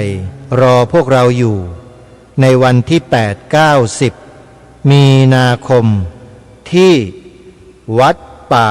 จริยธรรมนะโยมนะ และในวันที่1ถึงวันที่6มีนาคมก่อนหน้างานของวัดป่าจริยธรรมเล็กน้อยมีงานหนึ่งที่ผู้ดำเนินรายการคดีโลกคดีธรรมขอฝากประชาสัมพันธ์ให้ญาติโยมได้บอกต่อๆกันไปว่าศิษยานุศิษย์ของวัดหลวงพ่อสดธรรมกายารามอำเภอดำเนินสะดวกจังหวัดราชบุรีจะจัดงานครบรอบ100 ปีชาตการอุทิศถวายแด่พระเดชพระคุณท่านเจ้าคุณพระเทพญาณมงคลหรือศิษยานุศิษย์เรียกขานองค์ท่านว่าหลวงป๋าอดีตเจ้าอาวาสวัดหลวงพ่อสดธรรมกายารามจึงขอเรียนเชิญศิษยานุศิษย์ร่วมงานโดยพร้อมเพรียงกันตั้งแต่วันที่1มีนาคมถึง6มีนาคมณวัดหลวงพ่อสดธรรมกายารามและงานนี้ใช้สถานที่พระมหาเจดีย์สมเด็จในการจัดงานเช่นเคยเรียนเชิญเจริญพรนะโยมนะสวนป่าสามัคคีธรรมรายการคดีโลกคดีธรรมเชิญชวนศรัทธาสาธุชนสนับสนุนรายการท่านใดจะร่วมส่งเสริมสนับสนุนการทำงานของรายการคดีโลกคดีธรรมสามารถร่วมบุญได้ทางบัญชีธนาคารไทยพาณิชย์เลขบัญชี114-214-9897หมายเลขโทรศัพท์และเป็นหมายเลขพร้อมเพย์ไปในตัวหมายเลข0946626935ในวันนี้ทางรายการได้เตรียมคลิปเสียงธรรมบรรยายเรื่องธรรมะกับประชาธิปไตยคลิปที่2มานำเสนอต่อท่านผู้ฟังต่อเนื่องจากตอนที่แล้วเราฟังกันมาได้2 ตอนแล้วนะฮะวันนี้ตอนที่3คลิปที่2ท่านพระอาจารย์กำลังพูดถึงเรื่องของอปริหานิยธรรม7 ประการธรรมข้อนี้เป็นธรรมสำคัญของนักปกครองนักบริหารบ้านเมืองหรือพูดง่ายๆก็คือเป็นหลักของนักการเมืองถ้านักการเมืองใช้ธรรมะข้อนี้การเมืองไทยเราก็จะดีกว่านี้หลายเท่าแต่ที่ผ่านมานั้นเราก็ทราบกันเป็นอย่างดีว่าเขาไม่ได้ใช้กรณีดังกล่าวนี้สักเท่าไหร่แล้วก็ยังมีอะไรๆที่ยังบกพร่องอยู่อีกเยอะซึ่งเดี๋ยวเรามาฟังท่านพระอาจารย์สมภพได้นำมาปรารภให้เราฟังกันว่าสิ่งที่บกพร่องเหล่านั้นคืออะไรแล้วจะแก้ไขกันด้วยหลักธรรมข้อใดอันนี้ถือว่าเป็นประทัดฐานนำไปใช้ได้เลยเพราะสิ่งที่ท่านพระอาจารย์สมภพนำมานี้เป็นหลักธรรมคำสอนของพระสัมมาสัมพุทธเจ้าไม่ใช่ของพระอาจารย์สมภพไม่ใช่ของพระภิกษุสงฆ์รูปใดรูปหนึ่งแต่เป็นของพระสัมมาสัมพุทธเจ้าถ้านักการเมืองหรือข้าราชการผู้ปกครองประเทศบริหารจัดการบ้านเมืองคนใดก็ตามที่ไม่ศรัทธาไม่เคารพต่อพระสัมมาสัมพุทธเจ้าเขาก็ไม่นำหลักธรรมของพระสัมมาสัมพุทธเจ้าไปใช้เมื่อไม่นำหลักธรรมของพระสัมมาสัมพุทธเจ้าไปใช้ แล้วการบริหารจัดการบ้านเมืองมันจะเป็นยังไงล่ะโยมมันจะดีไปได้ไหมเล่าก็อย่างที่เราทราบเราเห็นเรารู้แล้วก็มันเป็นอยู่อันนี้คงไม่ต้องสาธยายเดี๋ยวจะหาว่าพระพูดการเมืองกันอีกไอ้พวกนักสร้างวาทกรรมมันก็จ้องอยู่แล้วพออาตมาภาพแตะหน่อยนิดเดียวเท่านั้นแหละเอาแล้วว่าแล้วพระอย่าพูดการเมืองทำไมจะพูดไม่ได้พูดในทางที่ดีงามในทางที่จะเป็นประโยชน์ร่วมกันทำไมจะพูดไม่ได้เวลานักการเมืองพูดไอ้เรื่องที่ไร้สาระไม่เป็นประโยชน์ทำไมจึงพูดกันได้ดิบได้ดีพระเจ้าพระสงฆ์ท่านจะนำศีลนำธรรมมาพูดมาบอกมาแนะทำไมจะพูดไม่ได้ต้องพูดได้ถ้าพูดแนะพูดในสิ่งที่ดีเพื่อให้เกิดความดีคุณงามความดีพูดไม่ได้บ้านนี้เมืองนี้มันจะอยู่กันได้ยังไงจริงไหมท่านผู้ฟังเราต้องเอาความจริงมาพูดไม่ใช่เอาความหลอกลวงมาพูดกันนี่แหละคือความจริงที่ท่านพระอาจารย์สมภพโชติปัญโยกำลังบรรยายอยู่นี่แหละเราฟังจบไปแล้ว1 เทปวันนี้ขึ้นเทปที่2พระอาจารย์ท่านจะปรารภธรรมะข้อใดต่อเนื่องกันไปนั้นเดี๋ยวสักครู่เรามาติดตามรับฟังพร้อมๆกันในเบื้องต้นนี้ขอย้ำอีกครั้งหนึ่งว่าคณะธรรมญาตราของพระอาจารย์พระครูดมวรานุวัตรจากวัดศรีอุดมวงศ์อำเภอวังสะพุงจังหวัดเลยกำลังเดินธรรมญาตราอยู่ในจังหวัดชัยภูมิแล้วกำลังเข้าเขตของจังหวัดนครราชสีมาอำเภอด่านขุนทดแล้วก็จะพักแรมที่วัดบ้านไร่ของหลวงพ่อคูณญาติโยมที่ทราบข่าวนี้แล้วติดตามเพจวัดศรีอุดมวงศ์นะท่านจะไลฟ์สดให้เราเห็นกิจกรรมในปัจจุบันตลอดเลยโยมว่าถึงไหนอย่างไรแล้วเราก็ตามไปทำบุญกับท่านท่านได้บอกบุญเชิญชวนญาติโยมร่วมบริจาคสร้างโรงพยาบาล2 แห่งด้วยช่วยกันประชาสัมพันธ์ช่วยกันบอกต่อๆกันไปโยมเส้นทางที่ท่านจะเดินไปนั้นออกจากวัดบ้านไร่อำเภอด่านขุนทดแล้วก็จะเดินไปตามถนนหมายเลข24นะหมายเลข24ออกไปทางสีคิ้วตรงไปทางโชคชัยเลยโยมไปทางนั้นเลยนะถ้าใครนะผ่านไปผ่านมาอยู่บริเวณนั้นหรือใกล้เคียงทราบข่าวแล้วก็ไปร่วมทำบุญกับท่านอาจารย์พระครูนะโยมนะก็ขอเชิญชวนทุกท่านร่วมสนับสนุนทำบุญกับคณะธรรมญาตราของวัดศรีอุดมวงศ์โดยพร้อมเพรียงกันสำหรับหมายเลขโทรศัพท์สอบถามรายละเอียดเส้นทางที่ท่านจะเดินไปนะโยมโทรไปได้ที่หมายเลข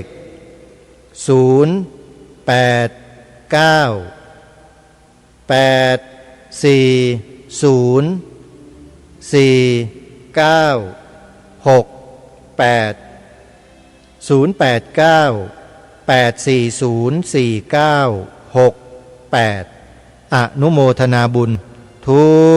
ทุกท่านเอาละเดี๋ยวช่วงนี้เราไปติดตามรับฟังธรรมบรรยายเรื่องธรรมะกับประชาธิปไตยในเทปที่2กันต่อไปติดตามรับฟังพร้อมๆกันได้ณบัดนี้30-40 คนก็ขาดกันเป็นแถวแต่ถ้ามีเวลาจะประชุมโหวตเสียงออกเสียงเกี่ยวกับงบประมาณหลายเติบมาหลายในจังน้อยอะไรทำนองนี้มันก็ใช้ไม่ได้ไม่อยู่ในอปริหานิยธรรมเพราะเมื่อประชุมพร้อมเพรียงกันประชุมเมื่อเลิกพร้อมเพรียงกันเลิกพร้อมเพรียงกันทำกิจที่เกิดขึ้น 3. ผู้ใดเป็นผู้หลักผู้ใหญ่เป็นรัตตัญญูร่วมการผ่านวัยควรรับฟังถ้อยคำของท่านผู้นั้นโดยเคารพแม้ไม่เชื่อก็ต้องฟังไว้ก่อนเพื่อพิจารณาแต่พวกเราเนี่ยลองเปิดฟังในวิทยุเวลาประชุมสภาเสียงผู้แทนน้อยๆพวกกับประธานสภาเท่าแก่หัวงอกนะ ลุกขึ้นพูดท่านประธานสภาเคารพว่าท่านปานตวาดควายอยู่กลางทุ่งมันเคารพอยู่บ่จะเสมันให้ตัวหันท่านประธานสภาที่เคารพว่าท่านนี่แสดงว่าขาดหลักธรรมข้อนี้บอกว่าผู้ใดเป็นผู้หลักผู้ใหญ่เป็นรัตตัญญูร่วงการผ่านวัยมีประสบการณ์มามากพึงรับฟังถ้อยคำของท่านผู้นั้นด้วยความเคารพพินิจพิจารณาแม้ยังไม่เชื่ออันที่สี่ไม่ลำเลิกเพิกถอนวัดชีธรรมที่ได้บัญญัติไว้แล้วในหลักการเดิมและไม่ตั้งบทบัญญัติใหม่อันขัดกับหลักการเดิมอันที่ต่อมาบอกว่าเหล่ากุมารีทั้งหลายข้อที่ห้าเหล่ากุมารีกุลธิดาเด็กสาวทั้งหลายอย่าให้ถูกฉุดคล้าอนาจารข่มเหงกระทำชำเราอันจะเป็นเหตุให้เกิดความเจ็บช้ำน้ำใจพ่อแม่ผู้ปกครองเขาจะไม่มั่นใจในสถานะของผู้ปกครองของผู้บริหารว่าให้ความสวัสดิภาพปลอดภัยแก่เขาไม่ได้อย่างกรณีจับครูไปเรียกค่าไทยครูปักใต้ครูทั้งนี่เขาไม่มั่นใจแล้วครูบาอาจารย์ก็ไม่มั่นใจข้อนี้ข้อที่หกพึงเป็นผู้บูชาปูชนียวัตถุปูชนียสถานอนุสาวรีย์ผู้ที่ทำคุณงามความดีอย่างในวัดในวาอย่างอนุสาวรีย์พ่อขุนรามคำแหงมหาราชพระเจ้าตากพระนเรศวรเพื่อให้มวลชนสำนึกถึงคุณค่าของบุคคลคนนี้มีประโยชน์อะไรแก่ประเทศชาติบ้านเมืองนั่นมันเป็นอย่างนั้นเพราะเหตุนั้นเราจะเห็นได้ชัดเลยว่าธรรมะในประชาธิปไตยเนี่ยมันมีอยู่อย่างชัดเจนอย่างนี้เมื่อผู้ใดตั้งอยู่ในธรรมอันนี้แล้วกลุ่มนั้นสังคมนั้นก็ไม่รู้จักเสื่อมแต่พอท่านเดินทางเข้าไปสู่สังคมที่ปกครองโดยระบอบราชาธิปไตยท่านก็ไม่ได้บอกว่าอย่างนี้ไม่ดีนะปกครองโดยคนคนเดียวเนี่ยมันต้องเอาคนหลายๆคนท่านไม่บ้าแต่ท่านก็บอกว่าอย่างนี้ดีแต่คุณต้องมีธรรมะรักสภิตราชธรรมทานังซี่ลังปริจาคังมุทุวังอาชวังอาโกทังคันติงอวิหิงสังคันตินจะอวินโลทันนังไม่มีเวลาอธิบายเล่าให้ฟังว่า10 ข้อเนี่ยสมบูรณ์แบบแล้วคุณจะเป็นนั่งอยู่ในหัวใจของมวลชนพระราชาเป็นจำนวนมากได้อาศัยคำที่พระศาสดาได้สั่งสอนก็สามารถบริหารประเทศชาติเจริญรุ่งเรืองสงบร่มเย็นและประเทศสามัคคีทำประชาธิปไตยอย่างแคว้นวัดชีเมื่อพระพุทธเจ้ายังมีพระชนอยู่เกิดสงครามแย่งท่าเรือฮาร์เบอร์ทาวน์กันที่หมู่บ้านปาตาลีคามเดี๋ยวนี้เป็นเมืองปัตตนะถ้าใครไปอินเดียไปได้ที่เมืองปัตตนะที่เมืองท่าปากน้ำตกที่มีกามีแรงเยอะๆเป็นแสนล้านตรงนั้นน่ะที่เกิดสงครามกันสมัยก่อนระหว่างประเทศประชาธิปไตยกับราชาธิปไตยแย่งท่าเรือกันปรากฏว่าแคว้นมคธมีกำลังมากเป็น10 เท่ายกทัพไปตีทีไรไม่เคยชนะพวกวัดชีซึ่งมีกำลังแค่หยิบมือเดียวแต่พวกวัดชีนั้นมีธรรมะจนพวกนี้อ่อนใจวันหนึ่งได้ส่งพวกวัดสักการพราหมณ์เข้าไปสอบถามสมณพราหมณ์ว่าทำยังไงจะตีแตกไปถามในวัดพระก็ไม่บอกต่อมาเมื่อเขาจากไปแล้วพระพุทธเจ้าก็ถามอานนท์ดูก่อนเราได้แสดงอปริหานิยธรรม7แก่พวกเหล่าวัดชีเหล่านั้นเขายังปฏิบัติอยู่แลหรือทุกวันนี้พระอานนท์บอกว่าเขาปฏิบัติตามอยู่ครับถ้าอย่างนั้นไม่มีทางที่เหล่าพวกกษัตริย์แห่งแคว้นมคธจะไปตีเขาแตกพ่ายได้เพราะเขามีธรรมนี้อย่างมั่นคงเขาพร้อมเพียงกันประชุมพร้อมเพียงกันเลิกพร้อมเพียงกันทำกิจที่เกิดขึ้นไม่มัวเกียงไม่มัวงอนกันนี่คือคุณธรรมหมายความว่าพุทธศาสนานี้ไม่หันหลังให้แก่การเมืองไม่หันหลังให้แก่ความทุกข์ยากของมวลชนของประชาชาติและในขณะเดียวกันพุทธศาสนานี้จักอยู่กลางๆโยอิทะมัชชังปวิจยะคันหติสเวนโรเตธมุเปติท่านังนรชนใดบุคคลใดเลือกถือเอาส่วนที่เป็นกลางไว้ได้นรชนนั้นย่อมถึงฐานะอันประเสริฐโดยแท้เป็นนะว่าพุทธศาสนากับระบบการปกครองโดยระบอบประชาธิปไตยนั้นไปกันได้อย่างไม่มีอะไรที่จะมาคอนฟลิกต์กันต่อมาก็ขอพูดถึงบทบาทของพระสงฆ์เกี่ยวกับหน้าที่ทางการเมืองอันนี้บางท่านอาจจะคิดว่าพระนี่ออฟไซด์ซะละมั่งหรือบางท่านอาจจะคิดว่ามันเรื่องอีหยังเนี่ยผู้สิมาบอกเรื่องประชาธิปไตยการบ้านการเมืองอันนี้อาตมาก็คิดอยู่เหมือนกันทีนี้พระพุทธเจ้าท่านพูดไว้คำหนึ่งว่าณวายาเมยยะสัพพัทธะ นายัสสะปุริโสสยานานยังชีเวยะนานยังนิสายะชีเวยะธรรมเมนะนวณีเจเรแปลเป็นภาษาไทยว่านวายาเมยะสัพพัทธะเป็นนักบวชไม่ควรพยายามในเรื่องทุกเรื่องไปผู้ภาษาสมัยใหม่ว่าเป็นนักบวชไม่ควรเสือกในเรื่องทั่วไปแล้วก็มีอีกคำต่อมาว่านายัสสะปุริโสสยาเป็นนักบวชไม่ควรเป็นคนของใครของฝ่ายใดพรรคใดฝ่ายใดพรรคหนึ่งจะต้องเป็นคนกลางๆของประชาชาติของสาธารณชนหลังจากนั้นนานยังนิสายะชีเวยะไม่พึงอาศัยผู้ใดผู้หนึ่งเลี้ยงชีพแต่จงอาศัยหมดทุกคนอุ้มบาตรไปขอทานกินโลดและอันสุดท้ายธรรมเมนะนวณีเจเร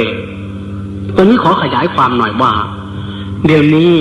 พระสงฆ์ในประเทศไทยหรือในประเทศใดก็ตามในสมัยพุทธเจ้าก็ตามพระสงฆ์นี่เป็นสังคมเล็กๆสังคมหนึ่ง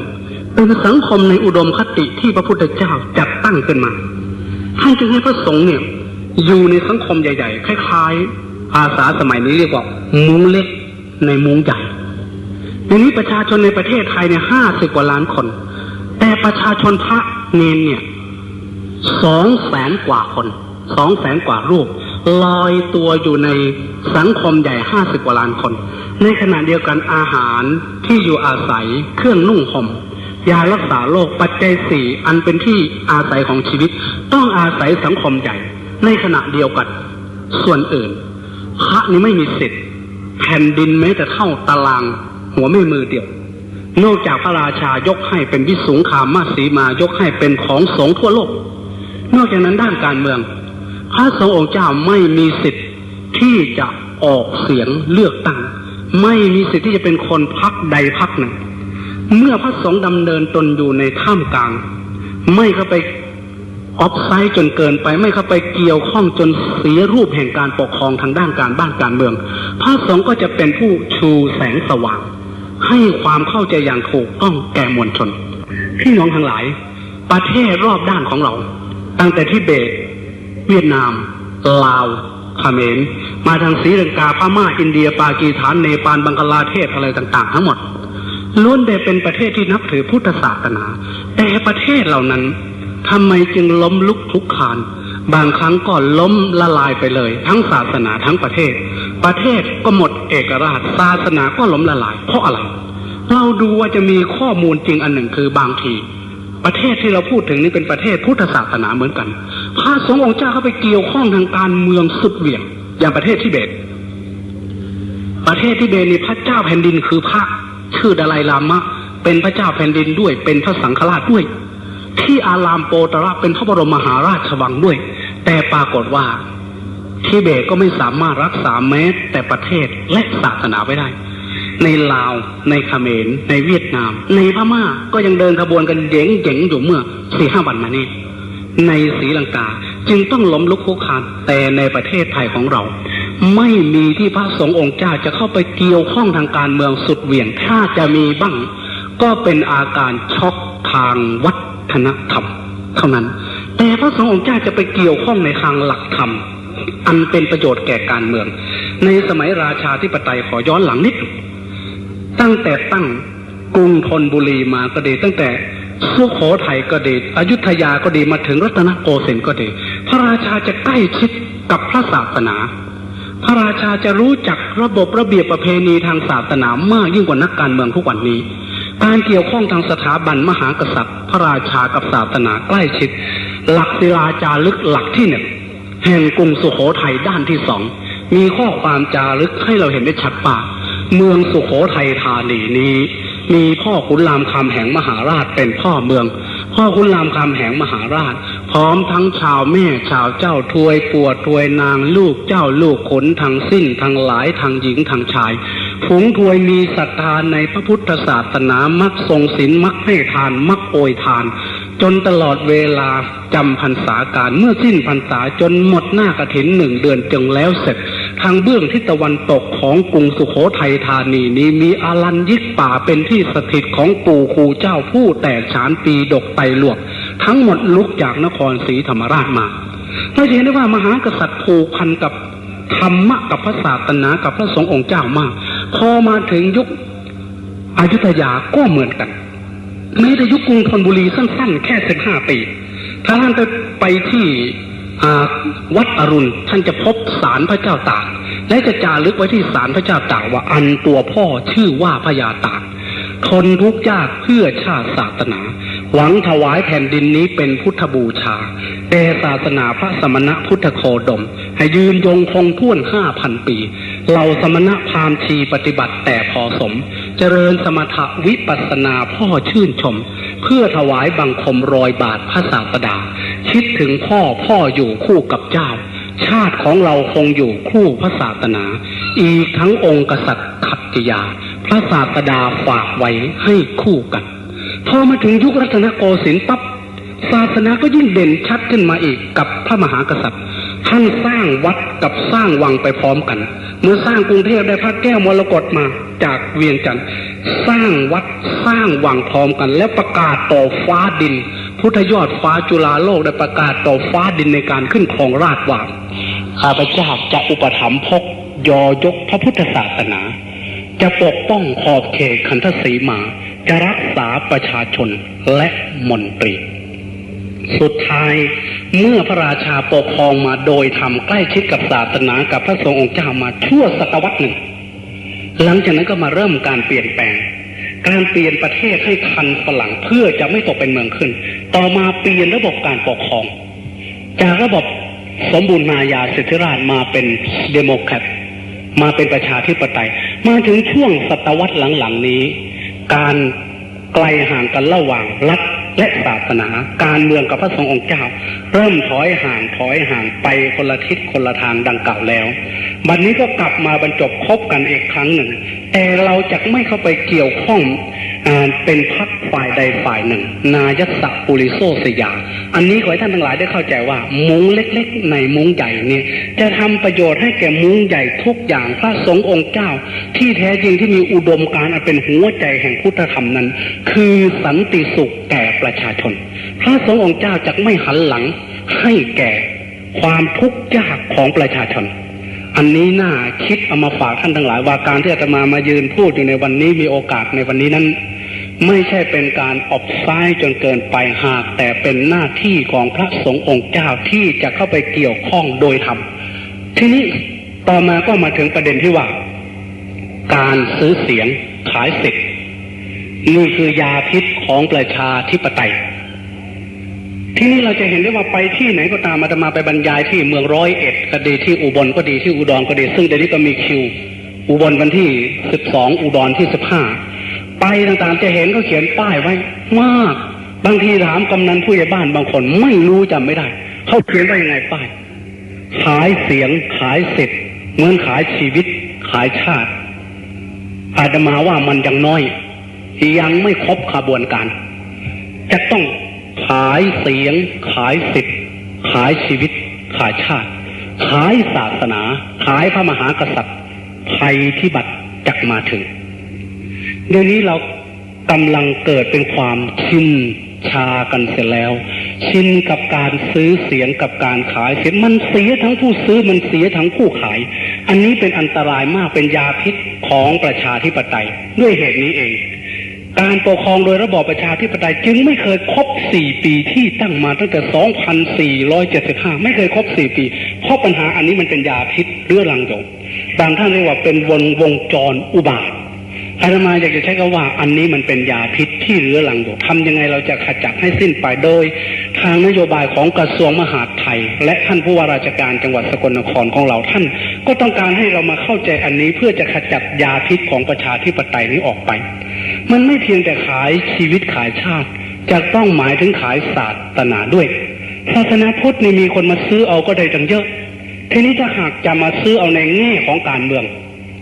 ซื้อเอาผู้แทนทั้งหมด300 กว่าคนก็สามารถจะซื้อได้แต่เขากลัวบางสิ่งบางอย่างเท่านั้นเองอาตมาอยากจะพูดว่าถ้าคนไทยขายสิทธิ์กันจนชินอย่างนี้ต่อไปประเทศไทยในราคาถูกมากอย่างไรสมมติว่าหัวละ 1,000 บาทคนไทย50 กว่าล้านคน จะมีคนที่มีสิทธิ์ไปออกเสียงคะแนนเลือกตั้งเนี่ย25 ล้านคนถ้าซื้อคนละ 1,000 บาทก็จะต้องใช้เงินประมาณ 25,000 ล้านบาทบางประเทศบางองค์กรบางศาสนามีเงินมากขนหน้าแข้งไม่ร่วงขนาดนี้แต่ว่ามันก็ยังมีหลายสิ่งหลายอย่างที่คอยคุ้มครองคือที่ว่าซื้อไปแล้วกลัวจะถูกยุบบ้างกลัวจะถูกยึดบ้างเนี่ยมันเป็นปัญหาแล้วมันก็มีประโยชน์ตรงที่ว่ายึดขึ้นมา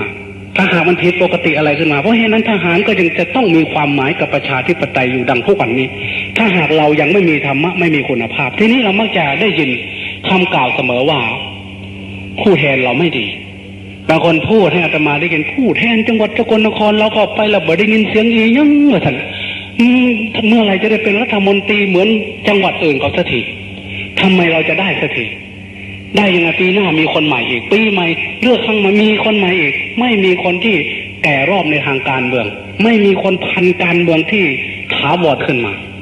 เราจะต้องมาคิดดูว่าอย่าไปว่าเขาไม่ดีเลยผู้แทนจะดีจะเลวอย่างไร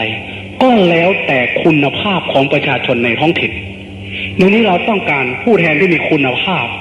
สมรรถภาพประสิทธิภาพต้องมีถึง3 ภาพ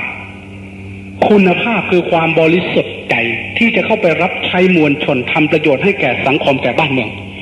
สมรรถภาพคือความมั่นคงเข้มแข็งมั่นคงในอุดมการณ์เข้มแข็งทางจริยธรรมมีโอกาสกินแสนล้านจักไม่กินพอใจที่จะมาเป็นผู้แทนแห่งมวลชนเดี๋ยวนี้ไม่มีสมรรถภาพประกาศว่าข้าพเจ้าจะรักชาติศาสนาพระมหากษัตริย์ยังจะเห็นคำว่าจะนี่เป็นอนาคตการเป็น future tense เป็นภาษาฝรั่งเลยเป็น future tense เป็นอนาคตการ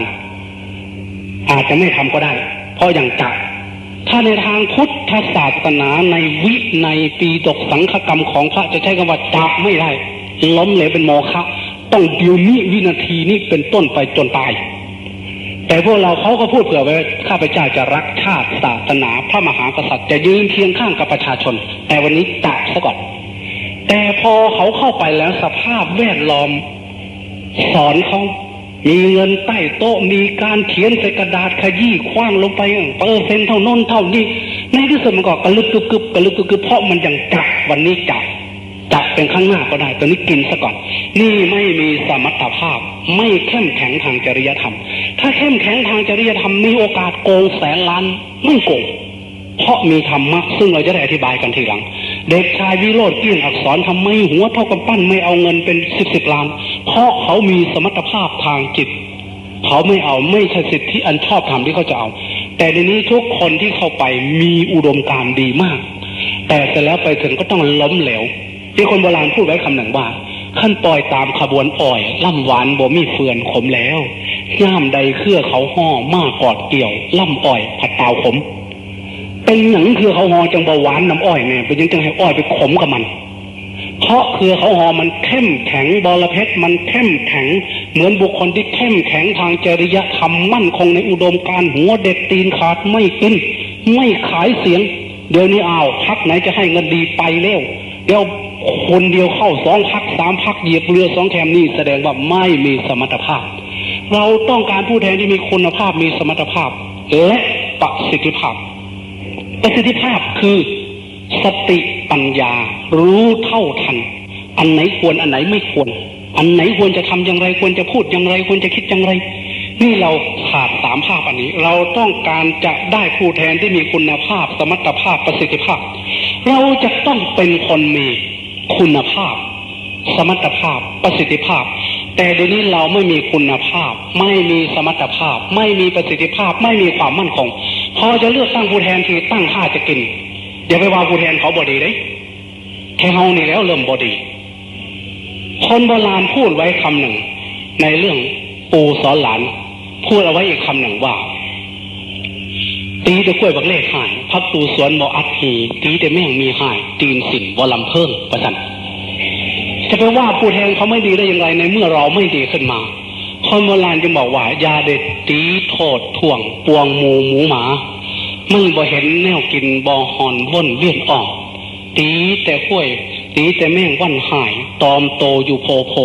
โตหักเหม็นอู่สิตีใดวันใด ตีจะคุ้ยงัวคุ้ยหายหม่นหน้าสวนหัวไห้มันเห็นบอนใดจังเที่ยวหม่นอยู่ดนเขาเห็นทางที่จะได้เห็นทางที่จะเอาต้องซื้อเราก็ตั้งท่าที่จะเอาอย่าว่าแต่โยมเลยแม้แต่พระแต่มีการเลือกตั้งคนคุยกันเนี่ยพอเนี่ยตาบางองค์ว่าสมัครผู้แทนบ้านนี่ก็เด้อว่าสันสิเอาศาลาสิเอากำแพงจะเอาบ่อน้ำเอานำผู้แทนผู้นั่นแน่เอานำผู้นี่แน่ผู้นั้นแน่เนี่ยแล้วมันจะดีได้อย่างไรแทนที่ว่าเวลาเลือกตั้งมาแล้วจะได้เทศให้ผู้แทนฟังดีๆผู้แทนไหนเอาเงินมาจะด่าหน้ามันจะเทศให้มันฟังดีๆนี่มันเห็นแก่ตัวที่สุดมีกำลังพอกความเห็นแก่ตัวเข้าใจไหมการที่เราไปเอาเงินเขานั้นเราไม่ได้เห็นแก่ชาติแก่บ้านแก่เมืองเราเห็นแก่เงินทั่วขณะที่เราจะได้ขนาดนั้นมันไม่มีพันธสัญญาใดๆกันเลยเมื่อคุณเอาเงินผมไปแล้วคุณก็เลือกตั้งมันก็สิ้นกันแล้วคุณก็ออกเสียงให้กับผมจะต้องทำอะไรแก่คุณแล้วก็พากันมาจมอันเลือกตั้งเสร็จแล้วก็บ่เห็นหน้าจักเทื่อผู้แทนก็ได้ว่าสันทางฝ่ายผู้ไทยก็ได้เสียจังได้เอาเงินเขาไปแล้วเขาก็แล้วแหละเนี่ยมันเป็นอย่างนั้นเสียทั้งสองฝ่ายคนโบราณบอกว่าเสียทั้งเหื่อค่ำค่าส้นและท่าแห่ทาบอมันเสียแต่เบี้ยซ้ำเข้าขาดแต่ขาดทุนไม่ใช่เสียแต่เรือสำเภาไม่ใช่เสียแต่สำเภาขาดทุนด้วยเสียเรือด้วยเสียทั้งผู้ให้เสียทั้งผู้รับผู้ที่ให้ก็เสียสมมติว่าใครคนหนึ่งมาสมัครผู้แทนเนี่ยได้เป็นผู้แทนก็เสียไม่ได้เป็นผู้แทนก็เสียจังไหนจะเป็นผู้แทนขายไร่ขายนายืมเงินพี่เงินน้องมาข้ามมิฉะนั้นไม่ได้เป็นเพราะประชาชนเขาตั้งใจจะถอนขนเขาจะกินแล้วตั้งท่าจะกินแล้วเรียบร้อยบ่มีเรื่องก็ผัวคอยบ่สบายเมียผมบ่สบายขอเงินค่ารถแน่ขอเงินค่าจะสารพัดคันบ่มีผู้แทนให้จังได๋บ่ตายบ่บาดเนี่ยตอนนี้ต้องที่จะกินเขาแล้วนี่มันมีผู้ซื้อมีนี่คืออิทัปปัจจยตาของการเมืองโดยระบอบประชาธิปไตยในประเทศไทยอิทัปปัจจยตาเพราะสิ่งนี้เป็นปัจจัยให้สิ่งนี้จึงเกิดขึ้นมันเสียทั้งขึ้นทั้งล่องผู้ที่สมัครผู้แทนสมัครสจสมัครสสสมัครกำนันผู้ใหญ่บ้านเสียแต่พึดยังว่าสมัครเอามากินเบิ่งในท้อนไว้เฮาสิเอาโตเนี่ยคือจังไข่เนี่ยวะไปตัวกินหัวเขาล่ะแล้วก็ยังพูดอีกว่าเอามันหล่นละเว้ยเฮาบาดนี่ว่าซั่นผู้ใดมาเอามันหมดเอาเงินให้จะเอาหมดเสร็จแล้วจะเลือกตั้งเอาใครก็ได้ให้มันชิบหายดีนักหรือเห็นคนอื่นชิบหายนั่นนี่เป็นการเพาะนิสัยความเลวทรามจิตต่ำใจทรามเห็นแก่ตัวที่สุดทำไมไม่คิดถึงอกเขาอกเราบ้างทีนี้ผู้แทนบางคนหวังดีนะหวังดีมากเขาหวังดีเขามีอุดมการณ์เขาจะมาช่วยบ้านช่วยเมืองแต่พอเห็นหน้าปั๊บกินเหล้านั่นแน่ผู้แทนเพราะว่าไก่ในแกเนี่ยเอาในจังน้อยมีมากบ่ฝ่ายหญิงก็กินเหล้าบ่ได้ขอกินเป๊ปซี่หรือโคลาอะไรต่างๆกินเข้าไปพอกินเสร็จแล้วไม่ได้ฟังอะไรเขาดอกเขายังไม่ได้พูดอะไรเลยเมาแล้วก็เฮ้เจ้าดีสิเอาเจ้าดีเราจ้าดีจังได๋บ่ทันได้เว้าหยังซ้ำดีย้อนได้กินเหล้าเขาได้กินละดีเพิ่นว่าได้อีหยังละม่วนว่าซั่นมันได้หมดเพียงแค่นั้นคนโบราณได้เคยพูดจังในคำโครงโลกนิติภาษาไทยบอกว่าก้านบัวบอกลึกตื้นทลทานมารยาทส่อสันดานชาติเชื้อวาจาที่เอ่ยขานบอกความรู้นาลุกขวนาไม้บอกร้ายธรณีอาตมาแปลมาเป็นภาษาลาวอีสานบ้านเราว่าก้านบัวบอกเลิกเตือนห้วนแม่นาที่ท่านกิริยาซอสันดานสาบแสงซุ่มเสือว่าจาคว่ำขานบอกคว่ำเขาโง่ฉลาดธรรมชาติดินชาติเหี่ยวแห่งบอกคว่ำแรงแห่งขีดินแผ่นดินจะแห้งจะแล้งเราดูที่ต้นไม้ได้ในหน้าแล้งภาคอีสานเราตายก้อนคนจะดีจะชั่วฟังคำพูดเขาก่อนดูกิริยาท่าทางอาการเขาก่อนที่บอกว่าวาจาเอ่ยขานบอกความรู้นามารยาทส่อสันดานชาติเชื้อกิริยาส่อสันดานสาดแสงซุ่มเสื้อว่าจาคว่ำขานบอกคว่ำเขาโง่ฉลาดดินชาติเหี่ยวแห่งบอกคว่ำแรงแห่งขีดินแต่พวกเราไม่ฟังเลยวาจาคำเอ่ยขานเขาก็ไม่ฟังกิริยาอาการก็ไม่รู้ว่าจะมีเหล้ามาให้กินมีเงินมาจ้างเฮ้คอยสิเอาเจ้านี้ละเจ้าดีดีโลดแล้วเราจะได้ดียังไงพระพุทธเจ้าท่านบอกว่าสัตว์ทั้งหลายเข้ากันได้โดยธาตุเข้ากันได้โดยอธิมุตวันหนึ่งท่านแสดงธรรมให้พระเนรฟังมีพระปีนั้นท่านจำพรรษาที่บุปผารามมีพระดังๆร่วมสมัยที่ระดับบิ๊ก ทั้งนั้นพระโมคคัลลาสารีบุตรมหากัสสปะมหาโกธิตะแล้วก็อนุรุทธะมหากัจจายนะทีนี้ก็มีพระเยอะบางองค์ก็นั่งเป็นกลุ่มเดินจงกรมเป็นกลุ่มกับโมคคัลลาบ้างกับสารีบุตรบ้างกับกัสสปะบ้างอนุรุทธะบ้างพระพุทธเจ้าก็บอกว่าดูก่อนพิสังหลายเธอเห็นพระเหล่านั้นเดินกันเป็นกลุ่มๆไหมเห็นนั่งเป็นกลุ่มผู้ใดเดินเป็นกลุ่มนั่งเป็นกลุ่มกับโมคคัลลานะกลุ่มนั้นรุ่งเรืองด้วยฤทธิ์กลุ่มใดไปกับสารีบุตรมากๆนั่งเป็นกลุ่มเดินเป็นกลุ่มพวกนั้นรุ่งเรืองด้วยปัญญาพวกใดนั่งเป็นกลุ่มเดินเป็นกลุ่มกับอนุรุทธะพวกนั้นมีทิพย์พระจักษุมีตาเป็นทิพย์มากผู้ใดเดินเป็นกลุ่มนั่งเป็นกลุ่มกับอุบาลีผู้นั้นมั่นคงในพระวินัยผู้ใดเป็นกลุ่มนั่งเป็นกลุ่มเดินเป็นกลุ่มกับมหากัสสปะพวกนั้นมีทุตธาตุมีความขัดเกลาดูก่อนภิกษุทั้งหลายสัตว์ทั้งหลายเข้ากันได้โดยธาตุคนชั่วก็เข้าคนชั่วคนดีก็เข้าคนดีดีดูดดีชั่วดูดชั่วถ้าเราได้ผู้แทนไม่ดีผู้แทนชั่วก็แสดงว่าเราทั้งหลายนี่ชั่วดูดเอาผู้แทนชั่วมาหาเราถ้าเราได้ผู้แทนดีแสดงว่าเราดีเราดูดเอาผู้แทนดีมาหาเราเห็นไหมสัตว์ทั้งหลายเข้ากันได้โดยอาธิมุตเอาง่ายๆอย่างพวกเราเนี่ยถ้าวันใดคนที่เล่ามาชอบใจเราเจ้านี่คักขนาดอ่อนซ่อนแด้อยากเป็นคือเจ้าเด้ว่าสันคนที่เล่าเมายาคนเล่นการพนันนักเลงหัวไม้เจ้าพ่อมาสรรเสริญเยินยอเราแสดงว่าเฮาบ่เป็นตาสะแตกคือกันอันนี้เนี่ยมันลายเขามาสรรเสริญเยินยอตรงกันข้ามถ้าหากเกิดเราเข้าไปเลื่อมใสไปศรัทธาใครเราพอใจคนเช่นใดแสดงว่าจิตใจเรามีพื้นฐานเหมือนคนคนนั้นด้วยเหตุนี้คนโบราณจึงบอกว่าไปว่าฝ่ายเดียวไม่ได้ตีแต่ข้วยบักเล่หายพักดูสวนบะอัดหีคือว่าตีแต่แม่งมีหายตีนสินบอลำเพิ่งมันเท่ากันเพราะเหตุนั้นเราต้องการคุณงามความดีเราต้องการคนดีแล้วก็ต้องมีศีลมีธรรมมีคุณภาพมีสมรรถภาพมีประสิทธิภาพที่นี่จะเอาอย่างไงคนโบราณนั้นพูดเอาไว้อีกอันหนึ่งอาจจะมาจะขอนำมาเล่าให้ฟังว่าวันนี้พยายามพูดด้วยความเร็วสูงนะเพื่อประหยัดเวลาหน่อยๆก็อดทนที่นี่คนโบราณนั้นเคยพูดเอาไว้ว่าเมื่อศีลธรรมเสื่อมลงจะเกิดอาการคอนฟลิกต์กันขึ้นการระนับมือสวยหลายปีเป็นอันต่างพระเพิ่นเทศไหวพ่ายสอยศาสนาหลังจากนั้นมันจะเกิดกับกันมานี่นิ่นเสาสิเสียแสงสันโหกหินแหกับเกิดเป็นหน่วยแก้วพี่ล่าเข็มคาสิแพ่งทำไมมันนีนินกับเศร้าหมองมันนี่นิ่นเสาสิเสียแสงสันโหกหินแหกับเกิดเป็นหน่วยแก้วพี่ล่าเข็มคาแพ่งคนซื่อถือพระเจ้ากลับเป็นคนโง่เง่าเต่าล้านปีคนชั่วตัวกะลีเอาเหล้ามาให้กินคนอับปรีกลายเป็นคนดังคนดีเลือกกันเป็นแถวนี่เป็นอย่างนี้จะบอกว่ามันนี่นิ่นเสาสิเสียแสงสันหูหินแหกับเกิดเป็นหน่วยแก้วพี่ล่าเข็มคาสิแพ่งบัวชีแบ่สิบานเกิดกลางหนองพักพองนี้เมื่อพ่นสิปงใบเป็นต้นบัวท่องขึ้นหัวสวนต่ำบานเก่าบนเลิกสังเราตื่นสิไปห่องบนเคินหลังจากนั้นก็จะเกิดอาการคอนฟลิกต์ขึ้นมาอีกแบบหนึ่งจะบอกว่าหลังจากนั้นมันจะเกิดอัปปีเป็นต่างไปเรื่อยๆเมื่อศีลธรรมเสื่อมลงหมากน้ำเต่าหน่อยหน่วยแห่งเนี่ยมันอยู่บนบกกับเกิดเป็นของนักสิจุ่มจมลงพื้นศิลาก่อนกระดานหินนักเบือนกับสิลอยลองหนามผู้ขึ้นจังสโนโพสีสอยได้เป็นย่อยหักยองให้สิจับจองขึ้นแถมสอดตรงไปม้าจีจอกสิได้ขึ้นนางไตรคำตรงนี้สำคัญคุ้มโย่ท่าภัยพ่นทั้งข่ายพงคำผายเว่หาเฮินเมกสิมนบนอบไหวเป็นแหล่งให้แกกาต่อจากหันพญาถ้ำสีมาซอยหินอยู่หนามสิจมลงคือเก่าหมากน้ำเต่าหน่อยหน่วยแห่งสิฟู่ขึ้นดังเดิมน้ำเต้าน้อยกับเฟื่องฟูลอยหินเฟื่องฟูลอยน้ำเต้าน้อยจะถอยจม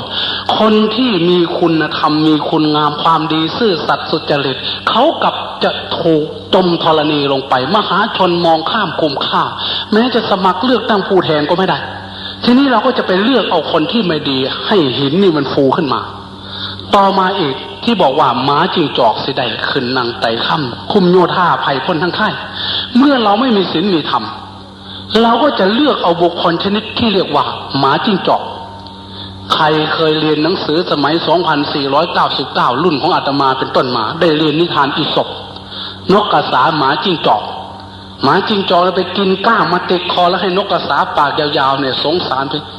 เอาปากยาวๆเนี่ยล้วงเข้าไปเอาก้างออก เมื่อเอาออกให้แล้วก็กัดมีทำจะไปเลือกเอาเขานี่เป็นอย่างนี้พวกฝรั่งอาตมาเนี่ยเคยไปอยู่กับพวกกรีกเคยไปเมืองกรีกที่เอเธนที่เอโย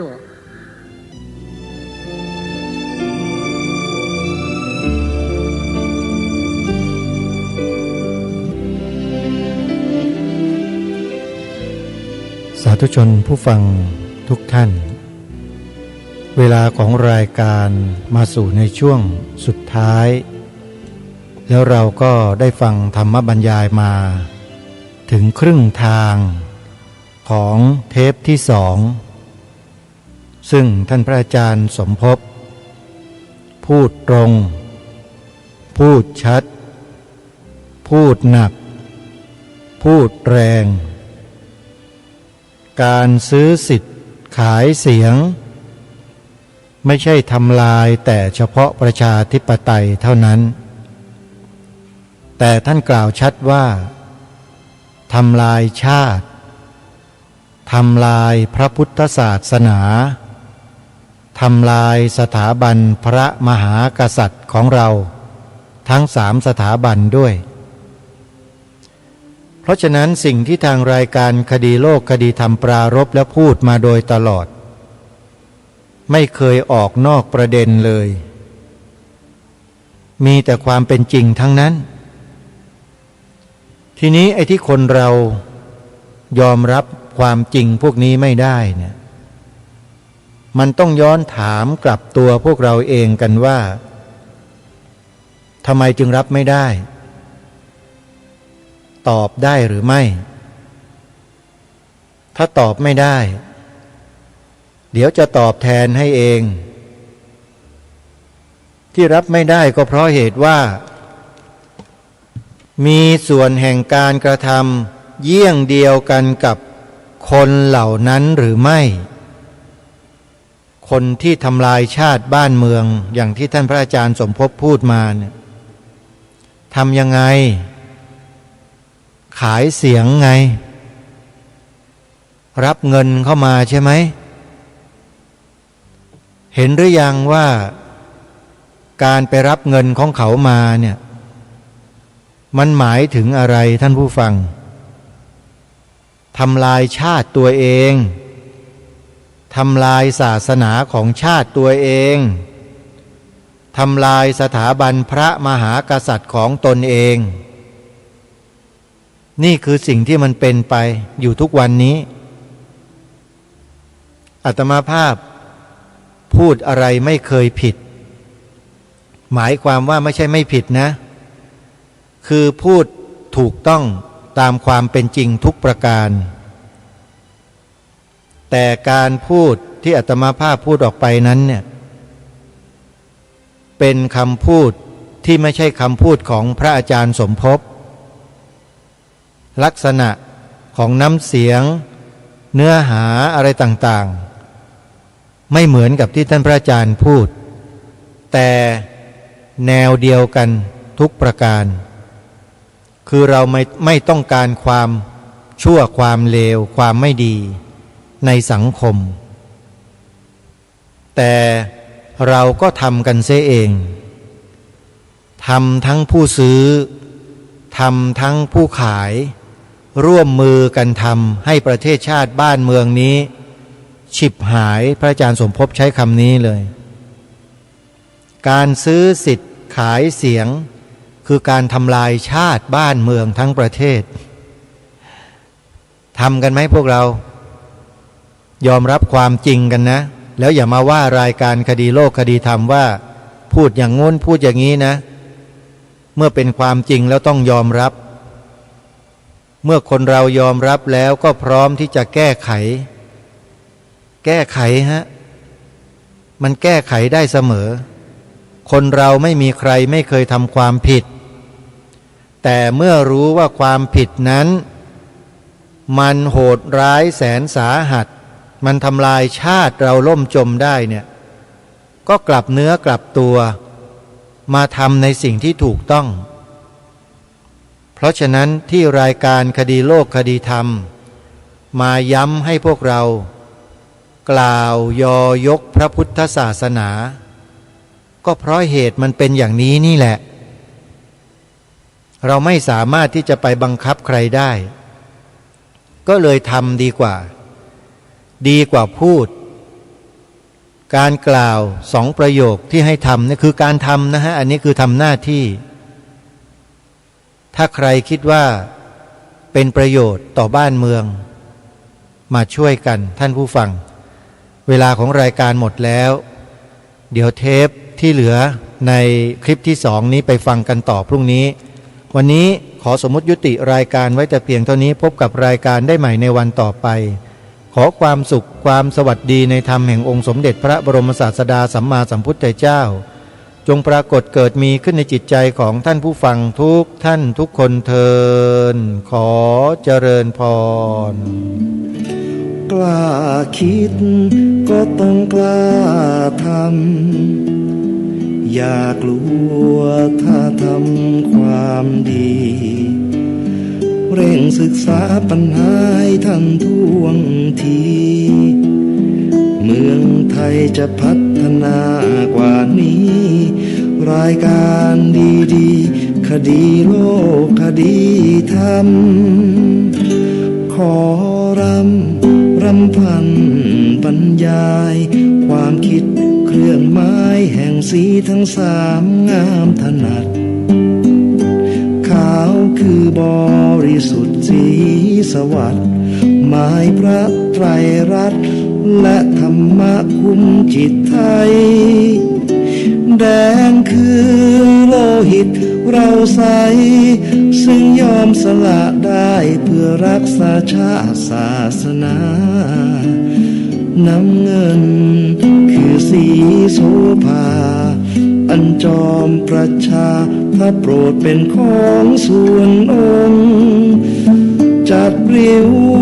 เข้าเป็นไตรรงค์จึงเป็นสีธงที่รักแห่งเราชาวไทยทหารอวตารนำไปยงยุทธวิชัยวิชิตก็ชูเกียรติสยาม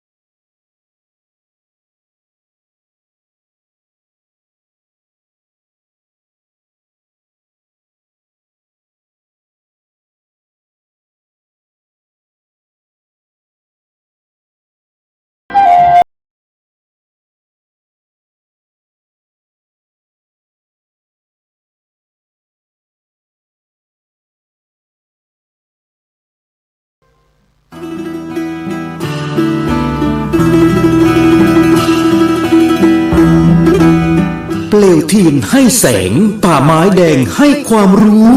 คณะสงฆ์อำเภอชัยประการร่วมกับโรงเรียนพระปริยัติธรรมวัดป่าไม้แดงขอเชิญชวนศรัทธาสาธุชนทุกท่าน